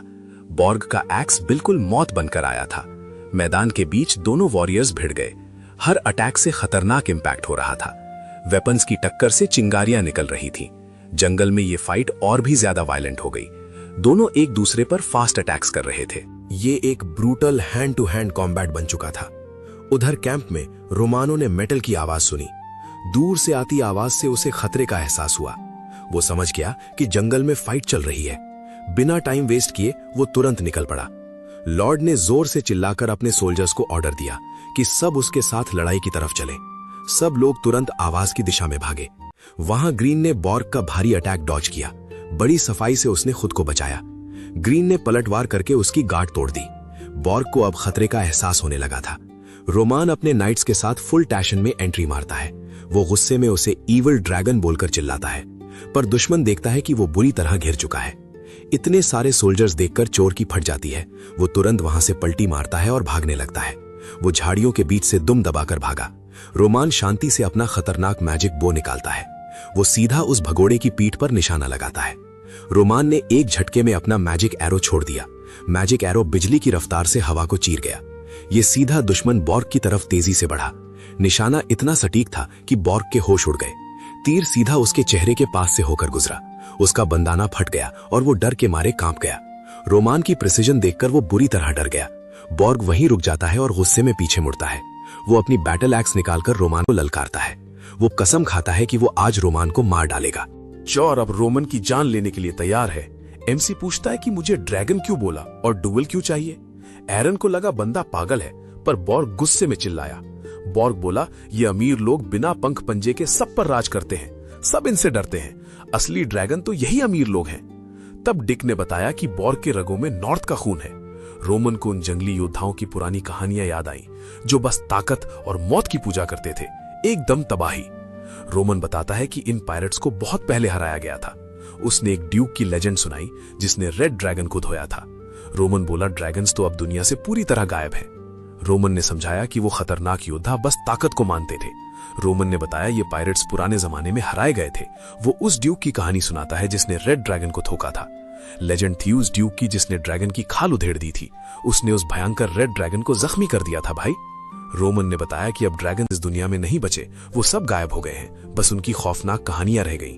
लेकिन बॉर्ग ने जो मेरी कंपैरिजन एक ईविल ड्रैगन से की, वो बात मेरे ऊपर एकदम सही और परफेक्ट बैठती है। रोमन ठंडे दिमाग से बॉर्ग को बोलता है कि वो इन लोगों को कभी नहीं बचा पाएगा और ये कोशिश उसे भी साथ ले डूबेगी। ये सुनते ही बॉर्ग गुस्से से पागल हो गया। वो अपना भारी एक्स उठाता है और चिल्लाता है कि वो लॉर्ड की लाश का इस्तेमाल करके इस श्राप को हमेशा के लिए मिटा देगा। रोमन ने बिना डरे ये चैलेंज एक्सेप्ट किया और सीधा फाइट के लिए तैयार हो गया। एरन से चमकती सिल्वर शील्ड पकड़कर रोमन ने इस महायुद्ध की तैयारी कर ली। हाथ में शील्ड और तलवार लेकर खड़ा हुआ रोमन ने ड्रैगन स्लेयर को ललकारा कि अपनी पूरी ताकत से मुझ पर हमला कर। बैटलफील्ड पर अब भयानक बवाल होने वाला था। बॉर्ग ने अपनी मिस्टिक एबिलिटी ऑन कर दी और वहां एक जादुई पायरेट शिप खड़ी कर दी। वो अपने फैंटम सर्वेंट्स को ऑर्डर देता है कि रोमन का काम तमाम कर दो। वो चोर रोमन पर गुस्से में झपटता है, पर रोमन ने बड़े आराम से उसका अटैक रोक लिया। फिर दोनों के बीच एक भयानक फाइट शुरू होती है। एक के बाद एक दोनों एक दूसरे पर वार करते हैं। काफी देर लड़ने के बाद बॉर्ग अब बुरी तरह थक चुका था। रोमन मौका देखते ही बॉर्ग का कुल्हाड़ा एक झटके में तोड़ देता है और एक बवाल किक मारकर बॉर्ग को सीधा पीछे फेंक देता है। बॉर्ग पानी में डूबने लगता है और अपने पुराने मकसद याद करता है। वो अपनी हार मान लेता है और उसके रेबल्स अपने समंदर में खो जाते हैं। कुछ देर बाद चास्ता सिट सिटी में मर्चेंट मुरे से सीक्रेट मीटिंग करती है और बताती है कि वो खुद उससे मिलकर आई है। रोमन रिफ्ट आर्मर देखकर मुरे पूछता है कि क्या कोई पंगा हुआ। शासा बोलती है कि लफड़ा होने ही वाला था, पर रोमन बुरा बंदा नहीं है। फिर वो शास्ता को वहां से निकालने को बोलता है। वो कहता है बाकी की बातें हम शिप पर सेफ पहुंचने के बाद करेंगे। अब उनका बड़ा सफेद जहाज निकल पड़ता है। किनारे को पीछे छोड़ जहाज आगे बढ़ा और साफ नीले पानी की गहराइयों में चला गया। तभी खुले आसमान में एक जायंट ईगल अपने काले पंख फैलाए दिखाई देता है। वो खतरनाक ईगल मस्त जहाज के ऊपर है। ईगल पूछता है कि क्या शास्ता फेल हो गई। शास्ता बताती है कि लॉर्ड ऑफ सिड ने रोका था, लेकिन उसने एक सॉलिड डील कर ली है। फिर वो मॉन्स्टर दोबारा वही सवाल करता है कि आखिर वो ग्वेन को क्यों नहीं लाई। मामला काफी गर्म है, पर शास्ता शांत है। शास्ता बोलती है कि ग्वेन के पास पावर तो है, पर वो बहुत नाजुक है और जंग के लायक नहीं। शास्ता ने पूछा, क्या तुम इसे सीधा मौत के मुंह में भेजोगे? इस मासूम बच्ची को इतने बड़े मिशन पर भेजना खतरनाक है। क्या तुमने उसे वक्त से पहले मरवाने का प्लान बनाया है?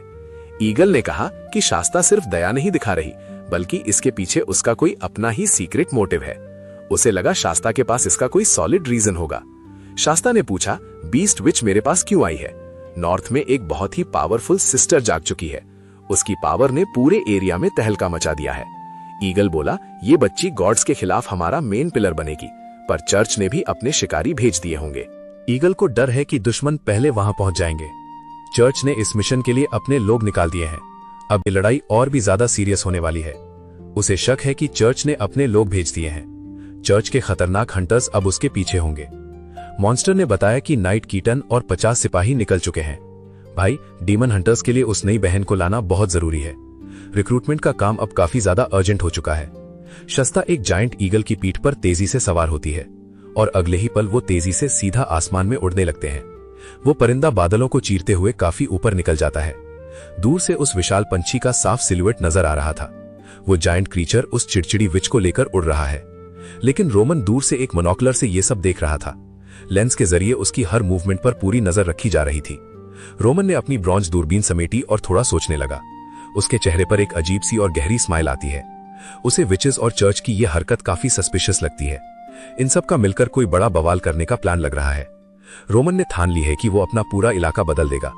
वो इस पूरी जमीन को नए सिरे से रीमॉडल करने वाला है, चाहे इसके लिए कितना भी खून खराबा क्यों ना करना पड़े। अब बड़े बड़े नोबल्स की कुर्सी खतरे में है, वो सब गिरने वाले हैं। रोमन की आंखों में एक अलग ही जुनून और आग दिख रही है। ये यंग लॉर्ड अब दुश्मनों का गेम बचाने के लिए तैयार है। उसने ठान लिया है कि वो इस जमाने की किस्मत बदल देगा। इस पूरे एरा का रुख मोड़ने का वक्त आ गया है। 10 दिन बीत गए। रोमन को सिट डाउन आए काफी वक्त हो गया है और उसकी ओरिजिन फार्म अब पहले से ज्यादा बवाल चल रही है। रोमन की लीडरशिप में फार्म दिन रात तरक्की कर रहा है। मैंशन के बड़े डाइनिंग हॉल में सब लोग एक साथ खाने के लिए जमा होते हैं। टेबल पर हर तरफ लजीज खाना बिखरा हुआ है। गरम ब्रेड्स और मस्ट मीट देखकर मजा आ जाए। रोमन अपना नाश्ता करते हुए ग्वेन से उसकी उम्र पूछता है। उसे मैंशन में रखना ही सबसे सही फैसला था, ताकि वो यहां पूरी तरह सेफ रह सके। बेचारी ग्वेन को भूख तो बहुत लगी थी, पर इतना सारा खाना देखकर वो थोड़ा शर्मा गई। वो सोच रही थी क्या ये सब सच में उसके लिए है। जब रोमन ने बच्ची की हिचकिचाहट देखी तो उसने थोड़ा सीरियस होकर ग्वेन का नाम पुकारा ताकि उसका ध्यान खींच सके। रोमन उसकी तरफ देखता है और लॉर्ड की कड़क आवाज सुन के बेचारी की फट गई। वो डर के मारे कुर्सी से उछल गई और जोर से चिल्लाई। सामान गिरने ही वाला था। ग्रीन ने उसे ध्यान से रहने को कहा। रोमन ने मौका देखकर उसकी एज पूछी। बेचारी कंफ्यूज होकर उंगलियों पे गिनने लगी। डरते डरते बोली कि वो 10 साल की है, फिर तुरंत सुधारकर 11 साल बताया। रोमन ने पूछा क्या वो उसे जानती है। छोटी ग्वेन ने इज्जत से लॉर्ड कहा। उसे अपना रक्षक और मालिक बताया। रोमन ने कहा अब से वो असिस्टेंट है, उसका काम लॉर्ड के साथ रहना है और जो लॉर्ड खाए वही खाना है। रोमन ने उसे खाना शुरू करने को कहा।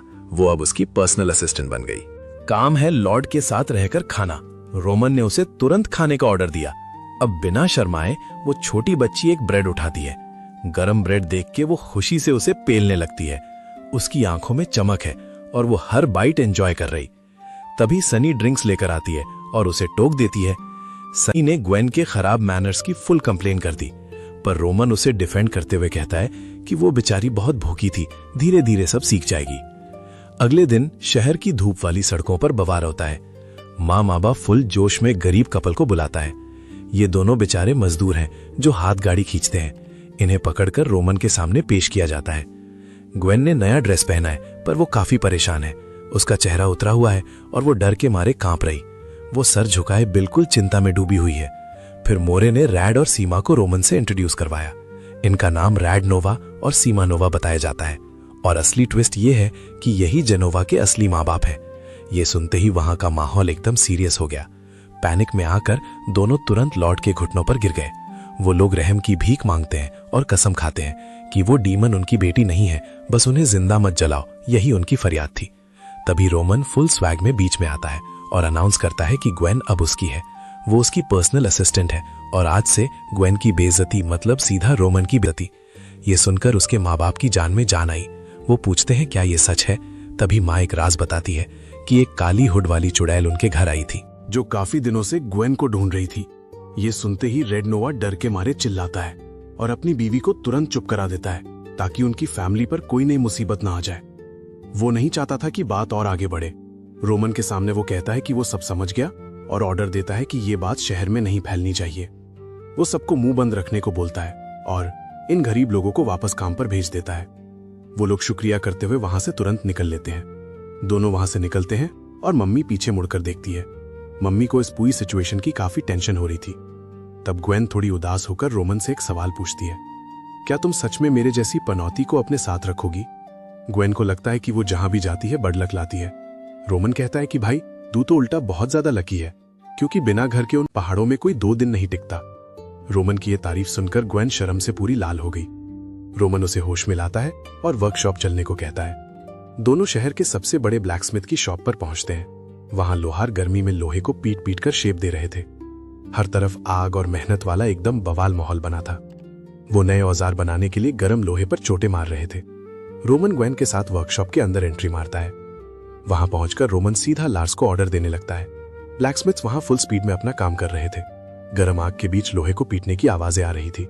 वो लोग बवाल किस्म के नए टूल्स तैयार करने में लगे थे। रोमन और ग्वेन को देखकर सब थोड़ा हैरान हो जाते हैं। रोमन ने लार्स को देखते ही तुरंत अपना अगला ऑर्डर सुना दिया। रोमन काम फास्ट करने का ऑर्डर देता है, उसे फटाफट और ज्यादा हैवी हल चाहिए। लार्स अपना बेस्ट देने का वादा करता है और बदले में रोमन सभी ब्लैकस्मिथ्स को लंच और डिनर में वाइल्ड बोर मीट का प्रॉमिस करता है ताकि वर्कर्स फुल एनर्जी में काम कर सकें। रोमन अपने एडवाइजर को मीट डिस्ट्रीब्यूट करने की पूरी जिम्मेदारी देता है ताकि सबको बराबर का हिस्सा मिल सके। एडवाइजर भी तुरंत ऑर्डर मान लेता है।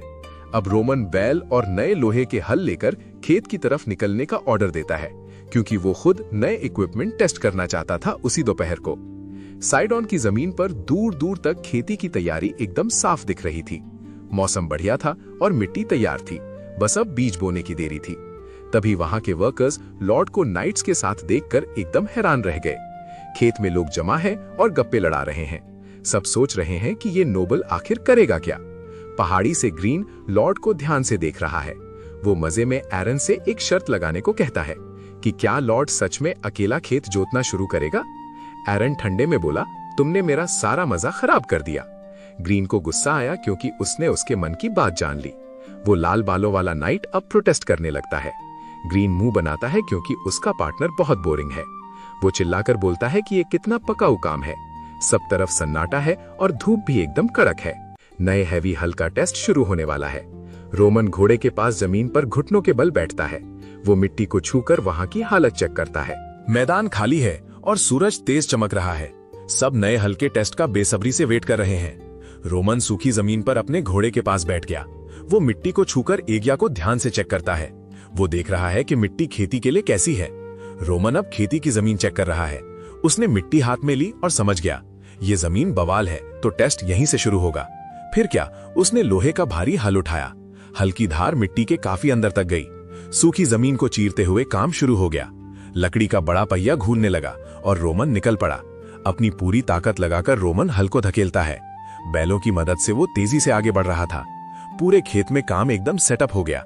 अब रोमन ने ग्रीन और एरन को ऑर्डर्स दिए, पहले 1000 मीटर ईस्ट जाओ और उसके बाद एकदम सीधा 1300 मीटर नॉर्थ की तरफ हल चलाओ।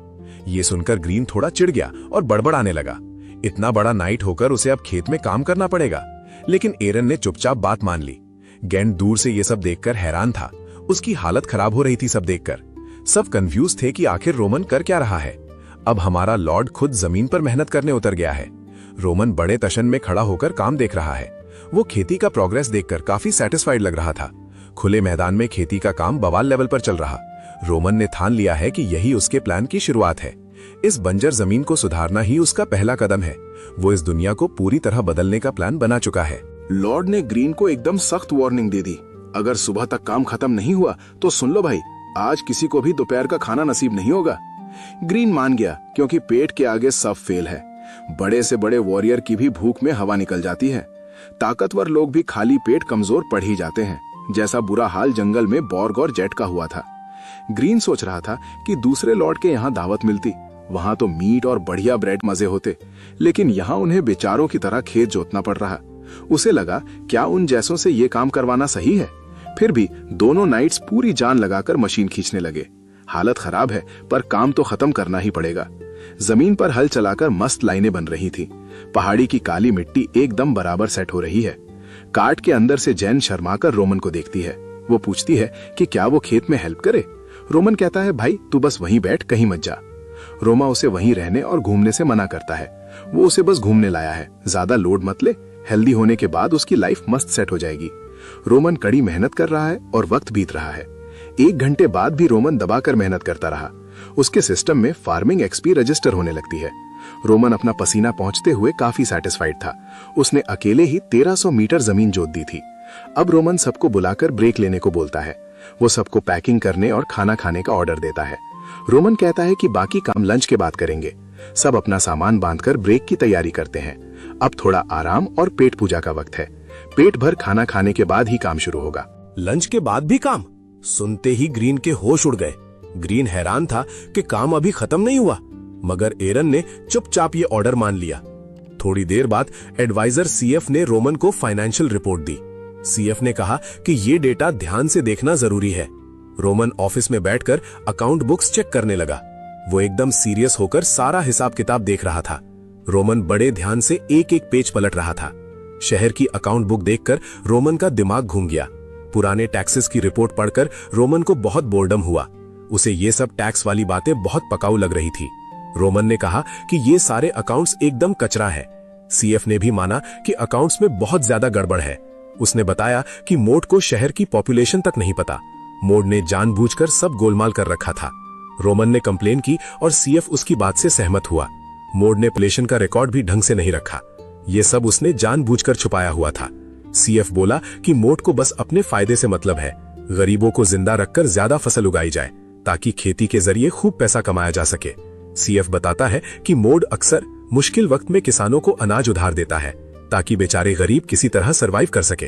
पर वो ग्वेन की फैमिली का एक गलत रिकॉर्ड दिखाता है और गुस्से में पूछता है कि कोई इतना घटिया कैसे हो सकता है। रोमन समझ गया कि ये तो खुलेआम लूट फसूट चल रही है। वो तुरंत मोर माबास को पकड़कर लाने का ऑर्डर देता है। एडवाइजर हाँ बोलकर तुरंत वहां से निकल जाता है। कुछ देर बाद सीएफ उस मोर माबास के साथ वापस आता है। दोनों मीटिंग रूम में लॉर्ड के सामने एंट्री मारते हैं। माबास डर के मारे कांप रहा था और पसीने छूट रहे थे। वो हमेशा की तरह बुरी तरह डरा हुआ था और लॉर्ड के सामने दुम दबाकर झुक जाता है।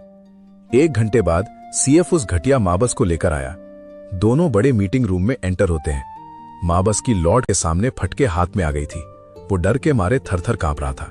वो हमेशा की तरह डरपोक बनकर खड़ा हो जाता है और बड़े सबमिसिव तरीके से लॉर्ड के सामने झुकता है। बंदा रोमन के सामने आकर रिपोर्ट करता है। रोमन अपना रजिस्टर निकालता है और एक बवाल ऑर्डर देता है। वो पेन उठाता है और सीधा हिसाब किताब करने लगता है। रोमन बोलता है कि किसानों का सारा पुराना कर्जा माफ, अब किसी भी किसान को अनाज का कर्जा नहीं देना होगा। रोमन ने मुंह को फटकार लगाई कि अपनी लालच बंद कर। बेचारा मुंह डर के मारे रोने लगता है और मान जाता है। वो बोलता है, हुजूर आप जैसा बोलोगे बिल्कुल वैसा ही होगा। फिर हान सारी जिम्मेदारी सेट के हाथ में दे देता है। 6 टाउन का पूरा पैसा अब सेट संभालने वाला था, लेकिन सेट टेंशन में है और रोमन को वार्न करता है। उसे लगता है कि ठंड आने तक ये लोग कंगाल हो जाएंगे। सेट समझाता है कि खर्चा बहुत ज्यादा और कमाई कम है। गार्ड और नौकरों की सैलरी में ही सारा सोना खत्म हो रहा है। अगर ऐसा ही रहा तो पूरे इलाके में भुखमरी फैल जाएगी। सर्दी आने तक खजाना पूरी तरह खाली हो सकता है। बिना पैसों के तो लोग भूखे मरने लगेंगे भाई। अनाज नहीं बिका तो ना सैलरी मिलेगी ना ही गुजारा होगा। ऑफिसर्स को पैसे देना भी मुश्किल हो जाएगा। लाज और विट जैसे तगड़े ब्लैकस्मिथ्स को काम पे लगा दिया गया। रोमन बड़े सुकून से सेट की सारी परेशानियां सुन रहा था, मगर एडवाइजर चिल्लाने लगा कि इस बात को मजाक में मत लो। वो चाहता था कि रोमन इस प्रॉब्लम को सीरियसली हैंडल करे। पर रोमन तो एकदम चिल था, जैसे कुछ हुआ ही ना हो। इतनी बड़ी क्राइसिस में भी रोमन के चेहरे पर गजब की शांति थी। रोमन ने इशारा किया और एडवाइजर को ठंडा होने को कहा। बोला, भाई इतना टेंशन मत लो, सब कंट्रोल में है। फिर रोमन ने मोर से पूछा, इन सर्वेंट्स की सैलरी इतनी हाई क्यों है? इतना पैसा इन पर क्यों उड़ाया जा रहा है? उसने पूछा, क्या ये सब तेरे रिश्तेदार हैं जो इन्हें इतना भर रहे हो? ये सुनते ही मोर की फट गई और वो डर के मारे हकलाने लगा। मोर माफी मांगने लगा, पर रोमन अब एक्शन लेने के मूड में था। रोमन ने एडमिन्स के सारे एक्स्ट्रा बेनिफिट्स पर तुरंत कैंची चला दी। अब से इनके खाने से मीट भी कट कर दिया गया। रोमन ने कातिलाना नजरों से पूछा, बोल मोर, कोई दिक्कत है क्या? मोर के पास कोई रास्ता नहीं था। उसने चुपचाप हार मान ली। वो खुश था कि उसकी सैलरी बच गई, पर भी लग रहा था क्योंकि अब उसके रिश्तेदार उसकी जान के दुश्मन बन जाएंगे। उन सब का गुस्सा बेचारे मोर को ही झेलना पड़ेगा। लॉर्ड ने कहा कि कोई भी शिकायत हो तो सीधा मुझसे कहो। मोर ने सर झुकाकर लॉर्ड के सारे ऑर्डर्स मान लिए। रोमन सोच रहा था कि ये खानदान मेरी वजह से ही टिका है। रिफ्ट आर्मर के बिना ये सब कब के रोड पर आ जाते। रोमन ने अब उन गार्ड्स के परिवारों की मदद के बारे में पूछा। बताया गया कि सिल्वर और अनाज बांटकर सबका दिल जीत लिया।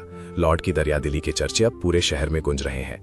लॉर्ड ने ऑर्डर दिया कि सारे सोल्जर्स को तुरंत जमा करो। एरन को जिम्मा मिला कि रोज 3 घंटे इनकी रगड़ाई करनी है। रोमन उन शहीद गार्ड्स के कॉम्पेंसेशन की डिटेल मांगता है। सिल्वर और खाना बांटकर परिवारों का पूरा ख्याल रखा गया। जंग में मारे गए सिपाहियों को पूरा सम्मान दिया गया। चांदी और अनाज की वजह से कोई भी परिवार भूखा नहीं रहा। लॉर्ड की महानता की बातें अब पूरे सिट शहर में है।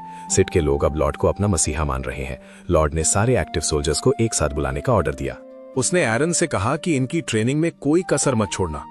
अब बिना किसी ब्रेक के रोज 3 घंटे रगड़ाई शुरू होगी। लॉर्ड अब अपनी सेना को पहले से ज्यादा खतरनाक बनाएगा। हर दिन की मेहनत से अब ये सेना तबाही मचाएगी। रोमन को रियलाइज होता है कि उसके सोल्जर्स कितने फट्टू हैं। वो कहता है कि लड़ाई में इनका लेवल एकदम 0 था। पूरे शहर की आर्मी की स्किल्स एकदम घटिया क्वालिटी की हैं। ऐसे ही चलता रहा तो ये आर्मी कभी नहीं टिक पाएगी। रोमन बोला, अभी तो बचा लिया, पर आगे मौत पक्की है। अगर हर बार इतने बंदे मरे तो शहर खाली हो जाएगा। सिट टाउन में आगे जाके कोई जिंदा ही नहीं बचेगा। एरन ने कहा कि वो कोई मास्टर ट्रेनर तो नहीं है, पर वो अपना बेस्ट देने का वादा करता है और तारीफ पाता है। अब रोमन गार्ड्स के लिए नई सैलरी फिक्स करने लगता है। सैलरी में पैसे, अनाज और मीट सबका इंतजाम हो गया। मोरम बास को लगा कि ये रकम बहुत ही कम है। उसे लगा इतने में किसी का गुजारा कैसे होगा, लेकिन तभी रोमन ने अपना असली पत्ता फेंक दिया। मोरम बास शॉक हो गया जब उसे असली स्कीम पता चली। ये सैलरी कोई एक बार नहीं बल्कि हर महीने मिलनी थी। मोरम बास की आंखें फटी रह गईं और वो हकलाने लगा। उसे यकीन नहीं हो रहा था कि रोमन इतना बड़ा दिल दिखाएगा। अब गार्ड्स को हर महीने ये सब फिक्स मिलेगा। भाई, इतनी भारी सैलरी देखकर तो सबका दिमाग घूम गया। मोरा बताती है कि रिक्रूट्स को बिना लड़े पैसे नहीं मिलते, पर रोमन मंथली सैलरी देने का नया रूल निकाल देता है। रोमन कहता है मंथली पेमेंट परफॉर्मेंस के हिसाब से होगी। उसने परफॉर्मेंस के लिए काफी सख्त रूल सेट किए हैं। रोमन ने कहा कि जो स्टैंड आउट करेगा उसे बोनस मिलेगा। सारे हंटर्स को अब सिटी गार्ड्स की फोर्स में जोड़ दिया। लॉर्ड ने हंटर डोटैग्नी को सबका नया कैप्टन बना दिया है। रोमन ऑर्डर देता है कि डोटैग्नी को तुरंत माउंटेन से बुलाओ। लॉर्ड ने फॉर्मली अब सारी फोर्सेस को नया चेहरा दिया। डोटैग्नी को तुरंत ड्यूटी ज्वाइन करने का ऑर्डर मिलता है। सेट ने रिकॉर्ड्स चेक करते हुए रोमन को रियलिटी चेक दिया। उसने कहा कि इतने खर्चे से विंटर में कंगाली आएगी। सेट ने याद दिलाया कि अभी तक पैसों का कोई सोल्यूशन नहीं मिला, लेकिन अपना रोमन तो यहाँ एकदम चिल मोड में है। रोमन शांति से कहता है कि उसे सब पता है। उसने वादा किया कि वो सारी फाइनेंशियल प्रॉब्लम हैंडल कर लेगा। ठंड शुरू होने से पहले ही सब कुछ सेट हो जाएगा। रोमन का कॉन्फिडेंस देखकर लगता है कुछ बड़ा होने वाला है। पैसों की टेंशन अब रोमन का अगला बड़ा मिशन है। देखते हैं रोमन अब खजाना भरने के लिए क्या जुगाड़ करता है। बस अब स्प्रिंग खत्म होने वाली थी और कोई बहस नहीं बची थी। अपने मास्टर की पक्की जिद देखने के बाद एडवाइजर सेट चुपचाप उनकी बात मान लेता है। सेट ने रोमन का ध्यान उसकी गंदी पैंट्स पर दिलाया, जो खेत में मेहनत करने की वजह से कीचड़ में लथपथ थी। सनी ने लॉर्ड का कॉलर सही किया और समझाया कि उन्हें थोड़ा ढंग के कपड़े पहनने चाहिए। रोमन को लगा कि ये ट्यूटर तो बिल्कुल एक बाप की तरह बिहेव कर रहा है। अगले दिन सिट शहर के लोग आपस में फुसफुसाने लगे। वो सब हैरानी से वहां हो रही नई हरकतों को देख रहे थे। रोमन ने नई भारी भरकम हल की कमान संभाली और सारे किसानों को ध्यान से डेमो देखने को कहा, ताकि वो सीख सके कि इस नई मशीन को खेत में कैसे चलाना है। खेती शुरू हो गई और किसान ये सब देखकर दंग रह गए। भाई, ये नया हल तो मिट्टी को मक्खन की तरह उखाड़ रहा है। बिना किसी मेहनत के पत्थर और भारी जड़ें भी बाहर आ रही हैं। अब किसानों को हाथों से जान लगाने की कोई जरूरत नहीं थी। लॉर्ड ने हाथ उठाया और सबको जोर से ऑर्डर दिया कि सब लोग अब उसकी तरह खेती का काम शुरू करें और पूरे मैदान में हल चलाकर मिट्टी तैयार कर दें। सबने एक साथ हाँ बोला और काम पर लग गए। वो समझाता है कि भले ये हल काफी भारी है और इसे खींचने के लिए 2 बैलों की जरूरत पड़ेगी, लेकिन ये एक बार में ही मिट्टी को चकाचक साफ कर देगा। हर राउंड में खेत का बड़ा हिस्सा एकदम साफ हो जाएगा। रोमन वहां कुर्सी पर बैठकर सब कुछ ऑब्जर्व कर रहा था। वो माइंड में कैलकुलेट कर रहा था कि बाकी हल कब बनेंगे और मोराबास फार्म का काम कब तक पूरा खत्म होगा। तभी एक बंदा उसके लिए गरम गरम चाय लेकर आता है। रोमन उसे सिंपल तरीके से थैंक यू बोलता है और सुकून से अपनी चाय का मजा लेने लगता है। सब कुछ रोमन के सॉलिड प्लान के हिसाब से चल रहा था। नोबल की इज्जत देख के फोरमैन थोड़ा शर्मा गया। चाय पीते हुए रोमन ने शहर के मजदूरों की संख्या चेक करके दिमाग लगाया। उसका पूरा फोकस अब खेत की खाद यानी मनीयोर पर है। वो जल्दी से सब फॉर्मेट करके खेती शुरू करेगा। रोमन का गोल खेती को कामयाब बनाना है ताकि मजदूरों को इस सख्त मेहनत से आजादी मिले। पर गांव वाले थोड़े पुराने ख्यालात के लोग हैं। वो बदलाव से डरते हैं, इसलिए रोमन चुप है। वो किसी भी दंगे से निपटने के लिए तैयार है। रोमन ने मोर मबास को जंगल जाने का बताया। वो वहां पेड़ काटने के लिए निकल रहा है। उसने फोरमैन को खेत की जिम्मेदारी थमा दी। ये सुनकर बेचारा फोरमैन पूरा चकरा गया। रोमन ने वहां शांति बनाए रखने का ऑर्डर दिया। उसने मोर मबास को खेत पर नजर रखने कहा। फोरमैन को हैरानी में छोड़कर रोमन निकल गया। फोरमैन को समझ नहीं आ रहा कि हो क्या रहा है। कुछ देर बाद रोमन ने अपना असली जलवा दिखाया। उसने अपना हाथ आगे बढ़ाया और अगला मूव चला। लॉर्ड ने टेबल पर रखी लकड़ी की कुल्हाड़ी उठाई। इसका लोहा काफी तेज और एकदम बवाल था। कुल्हाड़ी लेकर वो सीधा बाहर निकल गया। जब वो शहर की गलियों से गुजर रहा था, लॉर्ड के हाथ में वो भारी वेपन था। तभी उसे छोटी ग्वेन की चिल्लाने की आवाज आई। वो बेचारी डर के मारे उसके पास भागी आ रही थी।